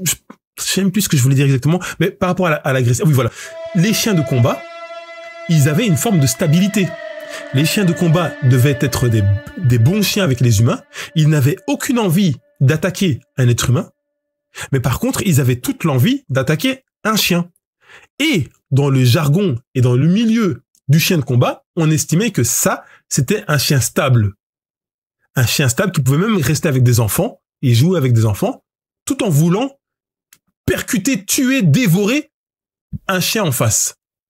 Et c'était une forme de stabilité par rapport à cette race-là. La stabilité, pour d'autres personnes, pour d'autres éleveurs, elle est vue en fonction des intérêts. La stabilité dépend des intérêts de la personne qui produit l'animal. Si votre chien c'est un chien de chasse, si votre chien c'est un chien de ceci, si votre chien c'est un chien de cela, l'éleveur va produire un chien qui répond aux critères physiques et mentaux de la race. Et s'il répond à tout ça, le chien sera considéré comme stable. Le chien n'aura pas des déviances. Le chien ne va pas faire des choses pour lesquelles ils ne sont pas sélectionnés, va pas avoir des comportements inappropriés, de manière imprévue, comme ça réagir, avoir des sursauts d'émotions et faire n'importe quoi. Ça, ce sont des chiens instables. Un pitbull qui mord un être humain, c'est un chien qui est instable. C'est pas correct, ça n'a rien à voir avec ce pour quoi il a été créé. Un berger malinois qui est dressé à attaquer l'homme pour travailler dans la fonction pour laquelle il a été sélectionné. Vous marchez avec ce berger malinois, il grogne sur un être humain dans la rue, vous ne pouvez pas dire qu'il n'est pas stable. Parce qu'en fait, vous lui avez appris des choses, mais vous avez trop voulu l'humaniser, donc vous estimez que, oh, il a grogné sur un chien qui m'avait rien fait, il est instable. Non. Il a emmagasiné des informations qui le font réagir comme ça dans des situations bien précises. Peut-être que lui va estimer que cette personne a eu une action ou une aura pour laquelle il a été entraîné à réagir. Vous n'aurez pas vu ça et vous allez estimer que ce chien est instable. Mais ce chien est complètement stable. Il répond à ce pourquoi il a été sélectionné. Et je peux vous garantir, pour ceux qui n'ont foi que en la police, allez demander aux policiers de la brigade canine si ils peuvent prendre tous leurs bergers malinois et aller les lâcher dans un parc comme ça là. Genre comme ça. Ils vont dans un parc et ils lâchent leurs bergers malinois tous jouer comme ça, avec des inconnus, des passants et tout ça. Allez leur demander s'ils peuvent faire ça. Posez la question. Parce que moi, on va encore dire, ouais, tu parles et tout. Toi, t'es qui? T'es quoi? T'es de la brigade canine? T'es un policier? T'es un éleveur? T'es un éducateur? T'es un comportementaliste? T'es un vétérinaire? T'es qui, toi, junior, hein? T'es qui? Mais moi, il n'y a pas de problème. Comme je vous ai toujours dit, tout ce que je vous dis là, tout ce que je vous donne comme information, allez exposer ces informations envers les corps de métier que vous embrassez tellement que vous dites, ouais, lui, il a son brevet, lui, il a son diplôme, donc lui, il vaut mieux que les autres. Allez leur demander ce que je suis en train de vous dire. Est-ce que c'est vrai? Et ensuite, quand on vous dit non, il dit n'importe quoi. Quels sont tes arguments? Vous comparez mes arguments, vous comparez les arguments que eux vous donnent, et ensuite vous faites preuve de recul et vous analysez avec votre discernement qu'est-ce qui a de sens dans ce que je suis en train de raconter. Est-ce que vous pensez que les flics peuvent lâcher leurs chiens dans un parc? Tous leurs chiens, là, leurs malinois, vous pensez qu'ils peuvent les lâcher dans un parc comme ça? Je vous parle pas d'un parc à chiens où tout est clôturé, hein. Je vous parle d'un parc là où il y a plein de gens normaux. Vous pensez qu'ils peuvent le faire? Ils peuvent pas le faire. Ils ne peuvent pas le faire. Il y a des gens qui peuvent lâcher un chien qui a appris à mordre. Peut-être que certains regardent la vidéo et ils se disent « Moi, mon chien, il a appris à mordre, mais je peux le lâcher, il va pas attaquer les gens. » Oui, peut-être. Mais pour moi, ce n'est pas sécurisant de ta part de faire une chose pareille parce que tu mets les gens en difficulté. Toi, t'as confiance en ton chien, mais tu sais pas ce que ton chien peut interpréter dans les passants qu'il va croiser dans un parc. Et je vous parle même pas si jamais il y a plusieurs flics qui lâchent leur chien. D'ailleurs, il y a plusieurs flics qui vous diront, quand vous allez voir un gars de la brigade canine avec son chien, et que vous allez dire, demandez-lui une fois, est-ce que je peux caresser votre chien? Vous allez voir que 4 flics sur 5 vont vous répondre, non, il vaut mieux pas. Parce qu'ils savent comment leur chien peut réagir. Même s'il a sa muselière, hein, ils savent comment leur chien peut réagir. Donc ils vont rarement vous encourager. Et certains, parce qu'il y a toujours des exceptions, parce que Junior, tu dis ça, mais moi je connais quelqu'un qui... Ben, certains vont vont dire oui, vous pouvez les caresser. Certains chiens vont se laisser caresser. Certains chiens vont se laisser caresser quelques secondes avant de déceler un truc et s'énerver contre vous, etc., etc. Il y a plein de possibilités. Faut en avoir conscience. Bien. Donc, ça, c'est par rapport à la stabilité. Par rapport à la stabilité. Par rapport à l'agressivité, je vous pose la question, qu'est-ce que l'agressivité? Pour les gens, l'agressivité, c'est un chien qui attaque un humain. Eh ben, c'est un chien agressif. Mais, en réalité, un chien qui attaque un chien, est-ce que c'est un chien qui est agressif? Pour les gens du pit, peut-être qu'ils diront, non, c'est normal. Et pour les gens lambda, ils diront, mais non, ben oui, c'est un chien agressif. Ok. Un chien qui attaque un chat, est-ce que c'est un chien agressif? La phrase que je suis en train de faire là maintenant, vous allez me l'entendre souvent répéter, hein, mais elle est très importante. Est-ce qu'un chien qui attaque un chat, est-ce que c'est un chien qui est agressif? Là, vous allez commencer à voir que, il y a plein de gens qui ont déjà raconté à leurs amis, ouais, mon chien, il est parti dans la campagne, il a attrapé un chat, il l'a charcuté. Ça va pas choquer certaines personnes. Ils vont dire, ouais, il a charcuté un chat. Ouais, putain, c'est un monstre. Ouais. Et t'as d'autres personnes, ils vont être un peu choqués parce que eux, ils sont les amoureux des chats. Ils vont dire, ouais, comment est-ce qu'on peut faire une chose pareille, etc., etc. Est-ce que c'est un chien agressif? Et là, maintenant, on descend plus bas. Un chien qui attaque une souris. Est-ce que c'est un chien agressif? Et là, vous allez voir, hein. Je suis sûr. 95% des gens qui vont regarder une publication où quelqu'un publie son chien avec une souris dans la bouche ou une souris qu'il a tuée, ou un rat qui l'a chassé, vous n'allez pas être choqué. Vous n'allez pas être choqué parce que vous allez vous dire, ce n'est qu'un rat. Ce n'est qu'un rat. Tout comme vous tuez des mouches, c'est pas grave, mais tuer un humain, c'est grave. Tuer un chien, c'est grave ou pas?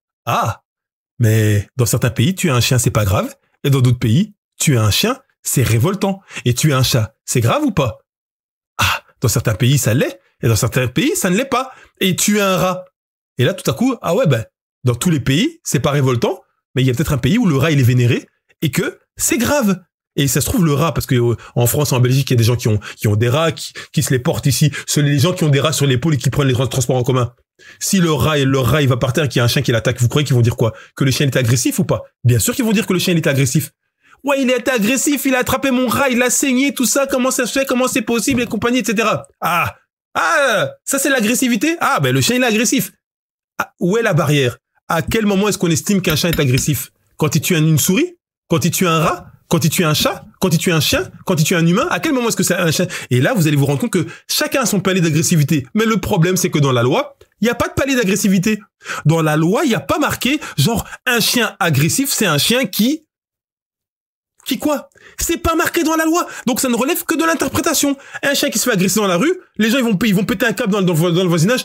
Oh, il a attaqué le chien, ce sont des chiens qu'il faut absolument faire disparaître et compagnie. Et pour d'autres personnes, oui, mais c'est une bagarre entre chiens, c'est un accident, etc. En fonction de la perception de la situation, chacun va réagir comme il réagit. Donc, ça c'est pour ce qui est de la stabilité. Je vais évoluer. La stabilité, qu'est-ce que la stabilité? On en a parlé tout de suite. Qu'est-ce que l'agressivité? On vient d'en parler et on n'a même pas de réponse. Si quelqu'un a une réponse, qu'il la mette, on développera. D'ailleurs, je veux bien poser la question ici. Est-ce que quelqu'un a une définition de l'agressivité selon lui et qui veut bien la mettre en commentaire? Voilà. Moi, je pose la question. Comme je sais qu'il y a une petite latence, je laisse quelques secondes, histoire de voir si quelqu'un a envie de répondre. Selon lui, quelle est la définition de l'agressivité? Allez. Dites-moi, selon vous, si personne ne répond, mais selon vous, quelle est la définition de l'agressivité? Avec tout ce que je viens de vous dire, est-ce que vous y trouvez une définition à me proposer que je puisse le dire tout et aider d'autres personnes à mieux s'en sortir, à mieux comprendre et moi-même en premier? Ou est-ce que vous estimez que, c'est vrai que vu comme ça, j'ai pas trop de définition de l'agressivité? Dites-moi en commentaire, je vous lis. Il y a Albot qui nous dit, moi je dis, au bout de 3 footballeurs et un arbitre, c'est de l'agression violente. Ça, c'est sûr que... je vais essayer de rester focus et pas trop rigoler pour les trucs. Oui, ça va, effectivement.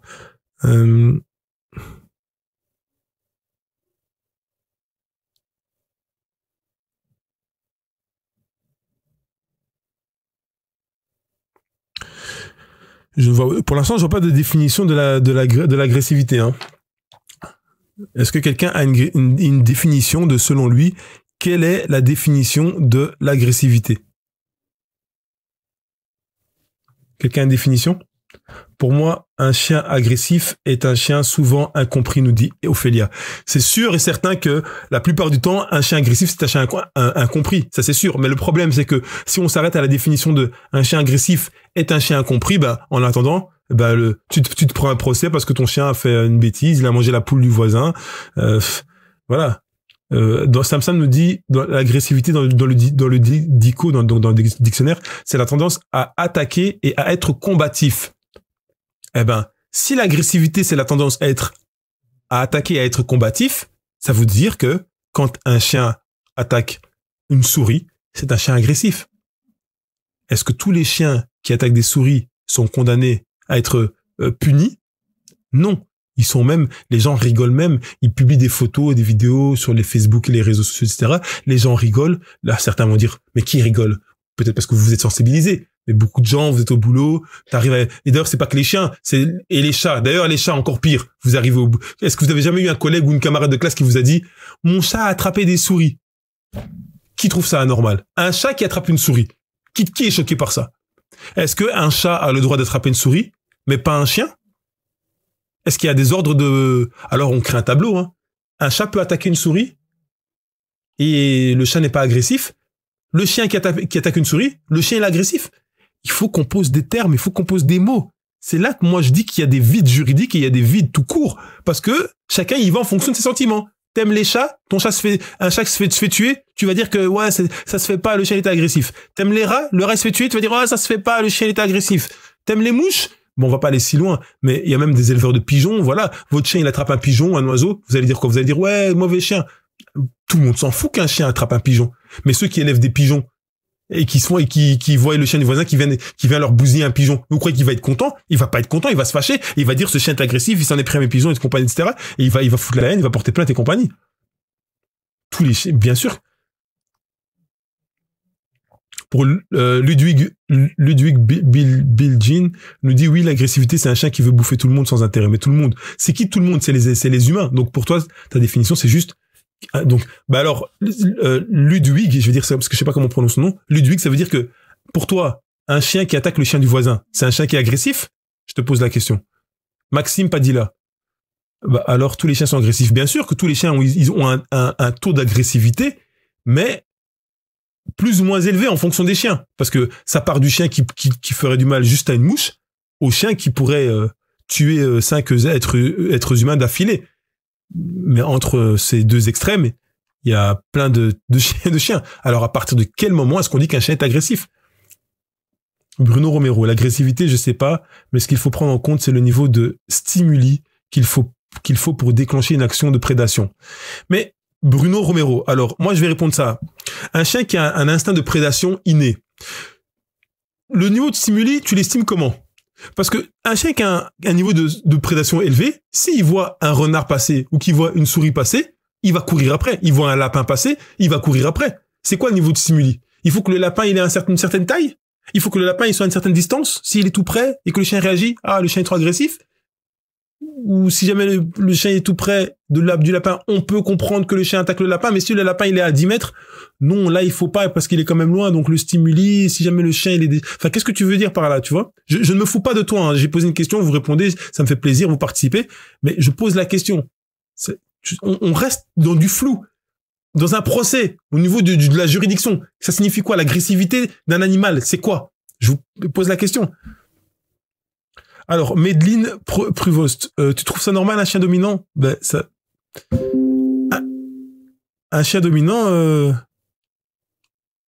Merde. Un chien dominant, c'est de nouveau, c'est quoi un chien dominant? Ça veut dire quoi? Il y en a, ils vont dire, ouais, quand il mange sa gamelle, il veut pas que les autres viennent toucher, c'est un chien dominant. D'autres, ils vont dire, ouais, le chien, il a monté, mon mâle, il a monté un autre mâle, c'est un chien dominant. D'autres vont dire, mon mâle, il veut pas que quelqu'un rentre, c'est un chien dominant. À partir de quel moment donné, ce qu'on dit, on utilise beaucoup trop de termes et on n'en a pas les définitions, on n'en a pas la même vision des choses. Donc, chacun va avoir sa définition du mot dominant, chacun va avoir sa définition du mot agressif, chacun va avoir sa définition du mot stable, chacun va avoir sa définition du mot éduqué. Et alors chacun va aller juger, critiquer, insulter, se battre, se fâcher, etc. avec les gens, sans avoir la même définition des termes. Donc on se dispute pour des termes dont on n'est même pas en accord sur ces termes et on se dispute sur les situations. Ça craint. On va pas résoudre tout le sujet ici en un live. Mais au moins, je m'exprime sur le sujet et peut-être que ça vous permettra à ceux qui suivent ce live en direct ou en différé de pouvoir alimenter leurs recherches et leurs connaissances et leur prise d'information dans le quotidien ou dans le futur. Félix, créons un tableau junior. Je peux pas prétendre que je peux faire un tableau à ce sujet-là, parce que moi-même, je vous pose des questions. C'est de la prédation, c'est différent. Je pense qu'un chien ne peut pas être agressif. Alors, Maxime, c'est de la prédation, c'est différent. Je pense qu'un chien ne peut pas être agressif. Mais Maxime, ce que tu dois comprendre, c'est qu'un chien peut manifester de la prédation sur tout être vivant. Il peut estimer de la prédation sur une souris, sur un rat, sur un chat, sur un renard, sur un chien et même sur un humain, il peut avoir un instinct de prédation. Tout être vivant, parce que finalement, la prédation, à la base, c'est les chiens qui vont chasser pour se nourrir. Sauf que le chien, il a dans son ADN cet instinct de vouloir chasser pour se nourrir, même si les gens diront oui, mais aujourd'hui les chiens ne chassent plus. Dans leur gène, ils ont ce besoin de chasser. Eux, à l'heure d'aujourd'hui, ils ne se disent pas je vais chasser pour me nourrir. Vous pourrez faire le test. Si votre chien il attrape un chat et qu'il le tue, il va pas forcément le manger. Donc c'est possible que votre chien ait toujours l'instinct d'antan. Il va courir parce que ça bouge et que c'est une petite proie là-bas ou une plus ou moins grosse proie, il va l'attraper. Il va peut-être la saigner directement en 2 secondes. Si c'est un sanglier, peut-être qu'il va s'acharner dessus et que ça va mettre du temps ou qu'ils devront être plusieurs. Mais ils auront l'instinct. Mais quand l'animal sera abattu, c'est pas dit qu'ils vont le manger. Pourtant, c'est de la prédation. Tu vois, c'est la prédation qui était censée être pour se nourrir dans le passé. Et pourtant, aujourd'hui, ils vont pas s'en nourrir, mais ils vont l'abattre quand même. Ils peuvent faire de la prédation sur de nombreux types d'êtres vivants différents. Moi, je vous ai parlé d'humains. Mais si maintenant c'est un hippopotame ou une girafe, c'est bien plus grand qu'un humain. Pourtant, un cheval, on va rester dans des animaux qui sont proches de nous. Un cheval. Un chien peut attaquer un cheval par instinct de prédation. Pourtant, le cheval, il est bien plus grand que l'humain. Et pourquoi est-ce qu'il va attaquer un cheval et sans qu'on dise que en disant que c'est de la prédation, et pour l'humain on dira non, c'est pas la prédation, c'est de l'agressivité. Pourquoi? Dans tous les cas c'est de l'agressivité, comme la définition du dictionnaire le dit. Tant que c'est pour que ça combat et que ça je sais plus qu'est-ce qu'il y avait écrit, eh ben c'est l'agressivité. Donc dans tous les cas c'est une forme d'agressivité. Chien dominant au chien qui a peur. Qu'est-ce que j'ai pas. Loïc répond à ça, le chien n'est pas dominant, ce sont de vieilles croyances ancrées dans la société pour expliquer tel ou tel comportement avec facilité. Je vais pas aller dans ce sujet-là parce que je sais pas mon objectif de ce live. Est-ce qu'une mouche qui se pose sur ton épaule est dominante? On essaye... T'es une gamine. Bon, Michael, je suis d'accord, mais de nos jours, c'est pas tout à fait ça, car si j'ai un caniche qui est agressif, on va pas avoir le même discours si c'est un pitbull qui est agressif. De nouveau, voilà. Mais bon, ça de nouveau, ça va... Ton caniche... Est-ce que quelqu'un connaît un caniche? Est-ce que quelqu'un connaît un caniche qui a été mis à mort parce qu'il avait mordu quelque chose ou quelqu'un ou un animal? Est-ce que quelqu'un connaît un caniche qu'on a fait exécuter? Décision de justice parce que ce caniche avait mordu quelqu'un. Je serais curieux de voir un article. Un caniche a mordu la fille du propriétaire et a été euthanasié suite à... Je serais curieux de voir ça. J'ai jamais vu ça de ma vie. Peut-être que ça existe et que moi je suis pas au courant. Mais si c'est une autre race, c'est foutu, hein. Ça, c'est encore l'humain qui met son grain de sel, qui va estimer. L'humain va agir de manière émotionnelle et voilà, et juger... Alors, Maxime, peut-être qu'un chien est agressif à partir du moment où le ne contient pas ses instincts de prédation. Non, mais pourquoi? Ça, c'est encore dans le sens de l'humain qui veut que le chien ressemble à un humain. Le chien est un chien, il restera un chien. Le chien restera un animal. Il faut pas tenter de faire en sorte que le chien soit un humain. Moi, mes chiens, ils ont des instincts que je leur laisse. Moi, mes chiens, je veux pas en faire je veux pas qu'ils deviennent des humains. Ça veut dire que je les ai éduqués à ce qu'ils obéissent à certaines choses pour qu'on puisse communiquer dans la vie de tous les jours et pour qu'on puisse leur dessiner un chemin de vie dans lequel ils se comportent plus ou moins correctement, mais je sais qu'ils ont aussi un caractère particulier qui tient à leur race et qui tient à leur espèce, donc qui tient à leur race de pitbull et qui tient à leur espèce de canine, et je leur laisse ça. Mais yo, je vais pas. Peut-être qu'un chien est agressif à partir du moment où il ne contient pas ses instincts de prédation. Peut-être qu'un chien est agressif à partir du moment où il ne contient pas ses instincts de prédation. Non, moi personnellement, si t'as un animal, ça veut dire, alors à ce moment-là, ça veut dire que si t'as un animal qui veut attaquer une souris, tu dois le punir si jamais il fait ça. Peut-être, si tu souhaites en faire un humain. Et là, tu inhibes tout comportement qui sort de ce que tu considères comme une agressivité. Tout comportement, tu le supprimes. Sauf que, rappelons-le nous, parce que pour avoir fait des tests comportementaux, je sais, c'est marqué, d'ailleurs dans une décision de justice que j'ai eue par rapport à mes chiens, c'est aussi marqué que, c'est marqué mais ils en ont rien à faire, hein. Le chien présente, les chiens, donc la race, les canidés, présentent un niveau minimal d'agressivité qui leur incombe, qui est totalement légitime. Totalement légitime. Ils le disent en théorie, mais dès qu'ils trouvent un point là où ton chien il est agressif, ah non, vous pouvez plus avoir ce chien dans cette commune. Oh, ce chien doit être euthanasié. Oh, ce chien doit être envoyé à la SPA. Ils le disent en théorie, mais ils n'appliquent pas. Mais bon, ça, c'est encore un autre. Chaque race a été sélectionnée pour avoir chacun un degré d'agressivité différent propre à sa race, je pense. Lionel, oui, ça, je suis d'accord. Je suis d'accord dans le sens où chaque chien a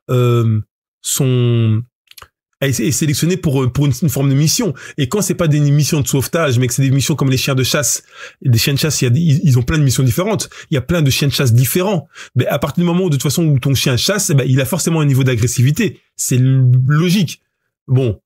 Il y en a d'autres qui diront non, il y a des chiens de chasse ils aboient, mais ils attaquent pas, ils mordent pas. Mais quand vous avez un chien dans la rue qui vient et qui vous aboie dessus, vous allez directement dire quoi? Oh, le chien il est agressif. Donc c'est déjà une forme d'agressivité. À partir du moment où il inspire en toi la peur, qu'il te menace et qu'il t'aboie dessus, qu'il te grogne, il te prévient, tu vas dire le chien il est agressif. Donc un chien de chasse qui, même s'il n'attaque pas son gibier et qu'il aboie, il est déjà agressif. Un chien qui attaque du gibier, il est agressif. Il y a des chiens qui attaquent du sanglier seulement, d'autres chiens qui attaquent du cerf, d'autres qui des plus gros gibiers, d'autres des plus petits gibiers. Mais pour pouvoir attaquer, tu dois faire preuve d'agressivité. Ce qui est de nouveau, comme on le répète, qui fait partie de l'espèce des canidés de manière innée. Tout chien a une forme d'agressivité en lui et c'est toléré dans l'espèce animale canine. Et reconnu officiellement, je veux dire, auprès des humains. Alors, Ludwig, prédation ne veut pas dire agressif. Bon, ok. Je vais... le mien s'est fait bouffer la gueule par... Ok. Bon, Gecko, la loi de la nature... La loi de la nature, faut pas l'oublier. Jagatai, encore une fois, tout dépend de ce qu'on appelle agressivité. Ouais, et c'est la question que je pose sans cesse. Sam, nous retirons souvent le libre arbitre à nos chiens. Nous prenons le pas avec bienveillance. Mais j'invite tout le monde à adopter un show pour comprendre que c'est pas si simple et que ton chien veut simplement parfois juste faire à sa sauce et basta. Ce n'est pas pour dominer, il veut juste la paix. Pour moi, alors Joachim, pardon. Pour moi, je ne parlerai pas d'instinct de prédation lorsqu'un chien attaque un humain ou son congénère. Les attaques contre ce commentaire va être intéressant. Les attaques contre l'humain sont plus liées à la défense, attaques contre des inconnus ou à un problème de rapport dominant-dominé ou tolérance. Attaque d'un proche connu contre les autres chiens, c'est souvent lié à la dominance, à la hiérarchie. Alors Joachim, pour tout ce qui est hiérarchie, etc., ça c'est encore de nouveau un gros débat sur lequel beaucoup de gens déjà ne sont pas d'accord les uns entre les autres. Je rentrerai pas spécialement là-dedans, mais par contre, j'apprécie que tu exposes ton opinion sur le fait que pour toi, tu ne parleras pas d'instinct de prédation lorsqu'il s'agit d'une attaque d'un chien sur un humain ou de ses congénères. Je ne pense pas que ça mette tout le monde d'accord, mais ça peut être une thèse que tu as le droit d'énoncer vu que tu réponds à la question, et c'est très intéressant d'avoir mis ce commentaire ici dans ce live.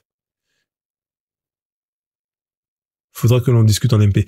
Ok. Est-ce que je devais terminer boucler avec un truc? Je devais terminer avec un dernier truc, un dernier pédigré, les choses à débat. Oui, par rapport aux commentaires, aux commentaires de Hugo, dans les shows, alors moi ce que j'allais dire c'est que dans les shows ADBA par exemple, on laisse encore le pitbull s'exprimer. Le fait de voir des pitbulls qui présentent une agressivité ou de la colère ou simplement de la réactivité, parce on sait pas ce que c'est tant que le chien n'a pas opéré sur son congénère, mais dès que le chien est réactif envers ses congénères, eh ben dans les shows à DBA, ça ne pose pas un problème. Je vous l'avais déjà dit dans la vidéo que j'ai fait sur le show qu'on avait fait, auquel on avait participé avec Odin et Sacha, que le juge, ça ne pose pas de problème que le chien soit réactif congénère, parce qu'il sait que ça fait partie de l'American Pitbull Terrier d'avoir été sélectionné comme un spécimen qui ne s'entend pas avec ses congénères, vu qu'à la base, il devait même les combattre. Aujourd'hui, les combats sont officiellement interdits et abolis. Il y a encore beaucoup de combats qui se font à gauche, à droite dans tous les pays du monde. Il faut pas se leurrer, se fermer les yeux, faire genre, ah oui, tout est interdit aujourd'hui. Non, non, non, non, non. Ça continue toujours jusqu'à aujourd'hui. Dans les shows ADBA, Pitbull, le fait qu'un chien soit réactif congénère, c'est même une qualité. C'est même pas que c'est un défaut ou qu'on tolère. En fait, c'est une qualité. Si t'as un chien qui est réactif et que t'as un autre chien qui est trop calme et qu'ils ont le même physique, eh ben c'est celui qui est réactif qui va primer au niveau de la victoire. Alors que par contre, dans un show de Pitbull UKC, là où justement ils sont en train d'éteindre ce caractère, le chien qui est agressif, c'est lui qui va être éliminé à la place d'un chien qui est plus calme. Dans l'American Staffordshire, c'est encore pire, évidemment. Vous n'avez pas un chien qui peut aboyer ou s'énerver contre un autre American Staff. L'American Staff doit tolérer ses congénères depuis la création de la race, depuis qu'on l'a muté d'un American Pitbull Terrier à l'American Staffordshire. Ça fait partie des critères. Il fallait que le chien s'entende avec les autres chiens. Donc, il n'est pas admissible que dans un show, le chien soit réactif congénère. C'est très mal vu. Ça dépend vraiment maintenant au niveau des caractéristiques qui font que le juge va valider un chien et pouvoir continuer d'inscrire la descendance dans le pédigré, etc., etc., etc. Eh bien, il faudrait que tous les chiens de travail soient jugés non pas seulement pour leur physique ou leur mental, mais également pour leur réactivité envers ce pourquoi ils sont sélectionnés. J'avais parlé avec une juge de la FCI qui avait expliqué que par exemple quand il prenait un Jack Russell, eh ben le Jack Russell, il prenait une cage avec un lapin dedans et il mettait le Jack Russell face à la cage avec le lapin dedans. Je suis en train de vous parler d'un juge FCI et il fallait que le chien réagisse et court sur le lapin. Et là, ça voulait dire qu'il entretenait la caractéristique qui fait partie de la sélection du Jack Russell. Mais un Jack Russell qui s'en fout de voir un lapin, eh ben c'est un Jack Russell qui a perdu des propriétés de sa race, de ce pourquoi il était sélectionné dans la chasse. Donc c'est pas bon. Donc ce chien-là, on ne le reproduit pas. On reproduit le chien qui a l'instinct à vouloir démarrer sur le lapin. Mais t'as des humains évidemment qui vont venir dire que ah non, c'est pas bien. S'il présente de l'agressivité envers un lapin, pourquoi est-ce qu'il devrait présenter de l'agressivité envers un lapin? C'est pas un bon chien, c'est un mauvais chien. Donc ça, il faut l'éliminer et il faut garder tous les chiens qui ne vont pas réagir envers un lapin. Vous voyez, le combat il est encore large, il est encore vaste, mais c'est pas grave. Moi, je vais stopper là-dessus. Pour information, pour les Dogs of the Week sur la chaîne YouTube qui sont censés sortir tous les lundis, vous voyez que déjà depuis le début de l'année, ça fait 2 lundis qui ne sont pas sortis et que déjà à la fin de l'année, c'était parfois un lundi sur 2. Les Dogs of the Week sont des épisodes qui me prennent beaucoup plus de temps que je ne le pensais à réaliser. Donc c'est très difficile pour moi de les sortir tous les lundis.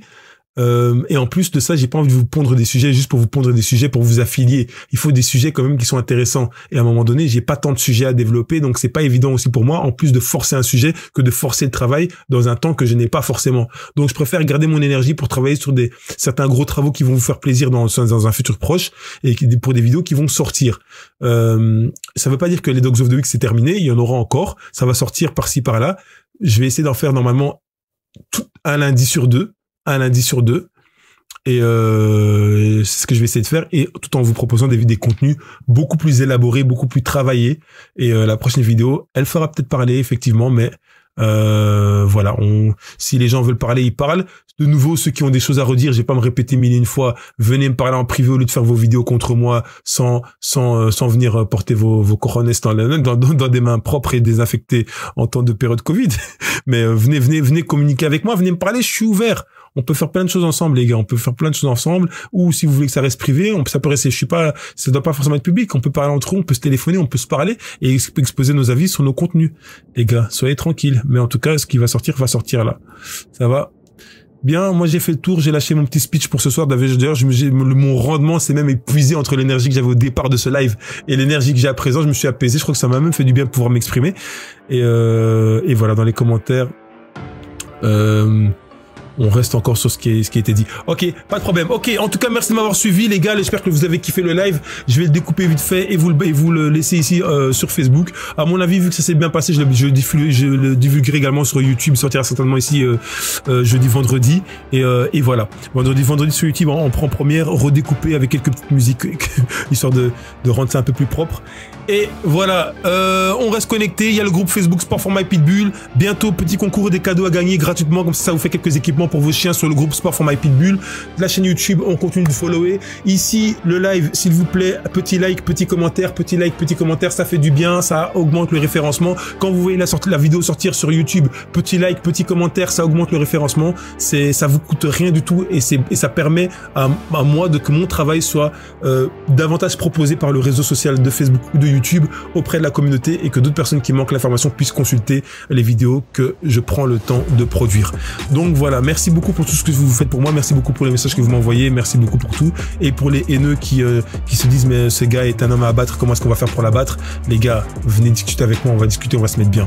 Mais arrêtez de développer cette haine parce que vous n'allez pas gagner en vérité, vous n'allez pas gagner. Petit logo, j'ai le logo ici. Training Dogs 67.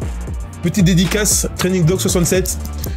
Donc dans le 67 en France, il y a une belle équipe de gens qui pratiquent pas mal de sport avec leurs chiens, des séances de drag pool et d'autres activités sportives en communauté, ça se passe très bien, c'est petit comité, mais voilà, il y a des projets qui sont en cours aussi de leur côté, donc je voulais faire honneur à cette team là. Donc les gars, je vous fais un petit big up, voilà, et n'oubliez pas que tout le contenu qui va sortir, tout ça, ça va se passer entre vous, moi et tous ceux qui veulent savoir. Les gars, au plaisir, à bientôt, bye bye, ciao.